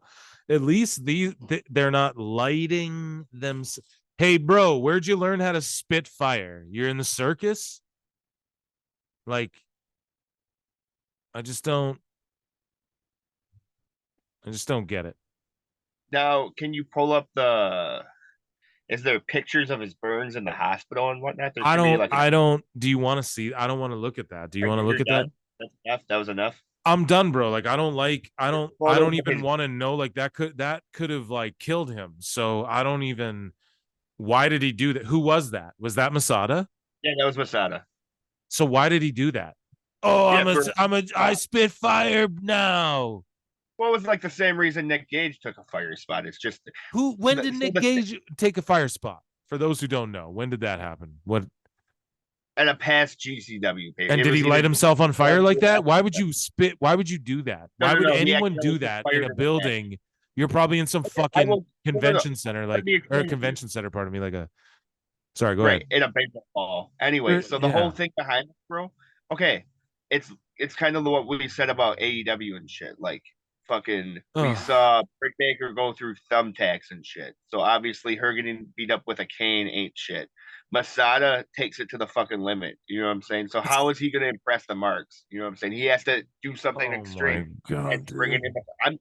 I'm just explaining the psychology. You know, you wanted an answer. There you go. The psychology's dumb fucking fuck. And where was the guy he's even fighting? Who was he fighting? He just spit on Bowser. Ooh, like, what was he doing? What happened? Bowser. But it's all like it's risk versus reward. No. Taking a suplex, taking a superplex from LA Knight is risk versus reward. Spitting fire in a fucking gymnasium where there's children and you're fucking bleeding. Listen, hold on. First off, there's no children at a fucking Rob Black XPO. Okay, fair. No, fair. No, I concede to that. Worst chuds. Sorry. No, don't be sorry. Actually, you are actually right about that. And thank you for stopping me, because some of these events catch flack for doing adult material, but it's like they're not actually made for children. Just because we see it on Twitter doesn't mean it's made for children. So you are right about that. I'll concede to that. But there's a bunch of people there. You're risking them. You risked your own life. Oh, I've done it before, bro. Okay, cool. Like, grab a headlock, bro. Bro, here's how you get over. Ready? Slow it down. Grab a headlock and fucking get your shit in. Stop fucking spitting fire, doing all this dumb shit, jumping off shit. You guys are fucking crazy. All you motherfuckers. Don't do that shit. I love it, bro. So you like that he lit his face on fire and can maybe never wrestle again? Listen, I thought that was some dummy shit. No offense to Masada, you are a legend. But I personally thought it was some dummy shit. But I enjoyed that. So you like when Joey Janela lights his foot on fire and super kicks a guy? No, like I said, GCW's trash now. The same shit. I like so I like ICW NHB, which is the chains, which is it's just storytelling and art form through deathmatch wrestling. There's definitely an element of storytelling and ring psychology in deathmatch wrestling. I agree, and I think that death matches, like when they brought one in, like on AEW, and MJF's like, you fight Nick Gage, and then no, I like that, bro, because then it's like, dude, you no, but listen to me, no, stop. Listen to this psychology. Listen to it. Listen, he's like, I'm gonna make you crawl through hell to get to me. You have to fight one of your old rivals. You have to fight this big monster. Now you got to fight Nick Gage in a death match, dude. That's where I'm like, bro, you fighting Nick Gage in a death match. Like, that's like, you got to crawl through hell. He showed up one time, one and done.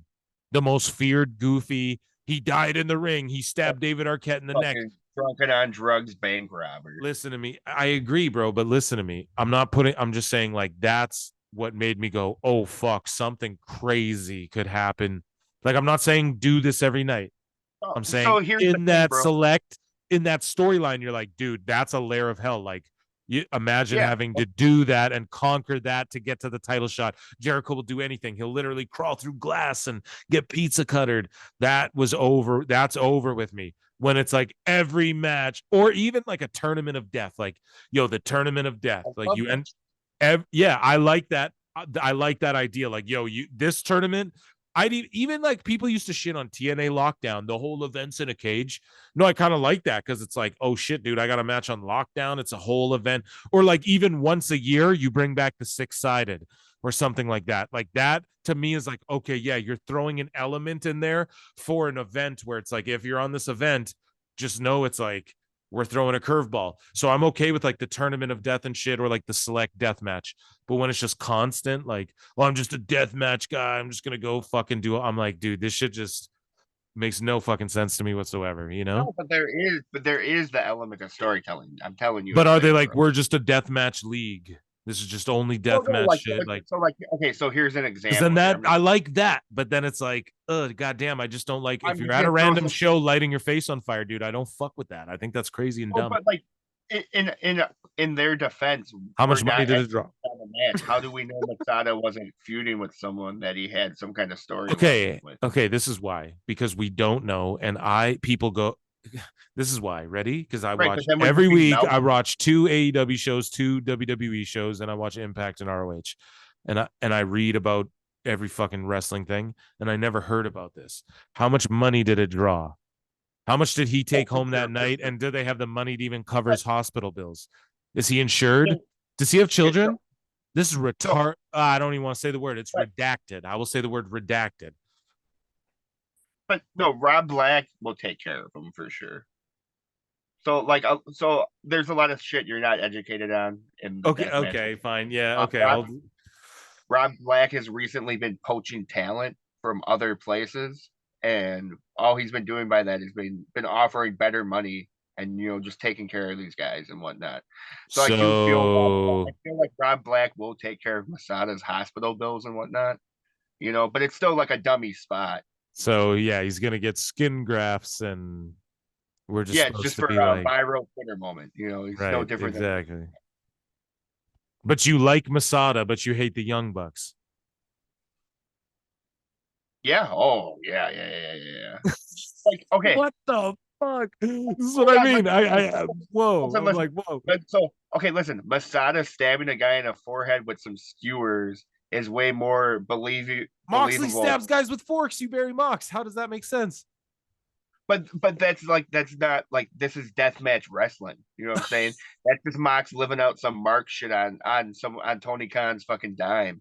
Oh my god! Let me just end it with this, because we're gonna do a bloodbath ourselves. Even getting into this, I can't stand this. I can't. This shit is redacted. That's what I'm gonna put it at. This shit is like Joey Janela lighting his foot on fire and being like, "Oh, I don't like super kick." What the fuck? You're a mark. What a goof. Fuck you. Here's the thing, though. Okay, man. Listen, Masada stabbing someone in the head with forks and shit and fucking skewers is believable. Fucking the Cucamonga kids fucking doing 62 Okay, flips on hold Claudio on. is not realistic. You know what I'm saying? Wait, so what's realistic about in the middle of a match, Masada going, That's "Let me believable. spit fire. Ooh, I'm a dragon, man." To do what the fuck? What's believable about that? That is so dumb. My bad. I more or less was defending the deathmatch wrestling as far as say Brother. the skewer spot. You know what I'm saying? Like I can get behind a big beastie dude skewering another beastie dude in the head. I can't get behind this little Twinkie guy doing 62 flips to this giant guy, and then the giant guy 62 flips. You know what, man? I want you. This is what I want, Hairline, and I want you to keep sending me clips of and sending me matches of death match. I want you to try and convert me. I want you to. I'm willing. I'm open minded, man. I'm not this narrow minded fuck. Yeah. People stereotype us. Right. So just keep it coming because I'm gonna learn together as we keep this show going. And yeah, so I think that's about it for this week of Pro Wrestle Times podcast, PWT Pod. I just want to plug some shit. At Pro Wrestle Times on Twitter, patreon.com/Pro Wrestle Times, where we have some exclusive shows. The SRS special might go up there. So Hairline. We got into a tiffy. We got into a beef with Sean Ross Sapp, and we're debating whether or not, it's like, do we just really conjure this shit up again and like do all this DMs? He's DMing us. Do we put DMs out there? It's so crazy and like girlish and markish. Yeah, I don't want to do this, but it's like it's interesting content, and it happened. Like, I mean, research yourself. Right, and he accused us. Sean Ross Sapp accused us. He was like, "Oh, look, you're just doing this for a shameless podcast plug," and then look at what we did. Yeah, dummy. You aren't known for doing that, Sean. Exactly. We've been leaving him alone. I'm not trying to get into it, bro. But the thing is we're just like, okay, like, and it had nothing to do with him saying that to us, but we're just like, yeah, that's what we did, Sean. Like we're on your mind more than you're on ours. I promise you that. I fucking can confirm it. Regardless of any of that, let's talk about things that are actually on the page. Exactly. So the fall from grace of Chris Jericho's fall from grace. It's like a series we're doing. It might come out bi-weekly. It might come out every week. We might put out 2 episodes in 1 week. We might put out 10 in a month or 1 in a month. It all just depends on like the pace we do it, because this is just going to be ongoing until we're old and gray, bro. We're just going to go over Chris Jericho's career, go over the tidbits of the fun facts, yada, yada. So come check that out on Patreon. And if you're listening to us on the Pro Wrestle Times YouTube or on Spotify and Apple Music, we're about to start shooting on you guys, Apple Podcasts, whatever. We can't get our show on your shit. I've done everything, every verification, everything you need, and we can't get our show on your shit. So I'd love to get our show on your shit, but we about to start shooting right away. Nonetheless, so check us out on Spotify, check us out on YouTube, all that good stuff. We're everywhere. And check out our clip channel, Pro Wrestle Times Clips on YouTube. Man, the clip channel. That's my favorite, bro. Yeah, bro. That's where we're in there hashing it out in the comments. We're uploading funny clips. We're giving our like live reactions like as quick as we can. We're pumping out these clips because they're just so fun. Like we love just interacting with y'all in the comments. It's like better than Twitter, honestly. I feel like people are more intelligent as well, but nonetheless, you made a face there. You think the YouTube commenters are dumber than the Twitter ones? Definitely not. No, I think all people on Twitter who spend too much time on there are fucking psychotic. I really do. Yeah, like we don't get threatened on YouTube the way we get threatened. Right. People on YouTube buck out, man. They get harsh on us. All of our subscribers, man. This is growing way faster than we thought. And you might be like, "Oh, Mark, you got no views and no subscribers. Anyone can have a cast." That's what everyone says to us. Anyone can have a cast. Yeah, bitch. Exactly. Yeah. Okay. Can you smell what the Rock is cooking, baby? I know. I'm Phil. This is Hairline. This has been Pro Wrestle Times Podcast. Check us out at Pro Wrestle Times. Check out our Patreon. Check out our Clips channel. We love you guys so much. Hope you enjoy the show. Peace.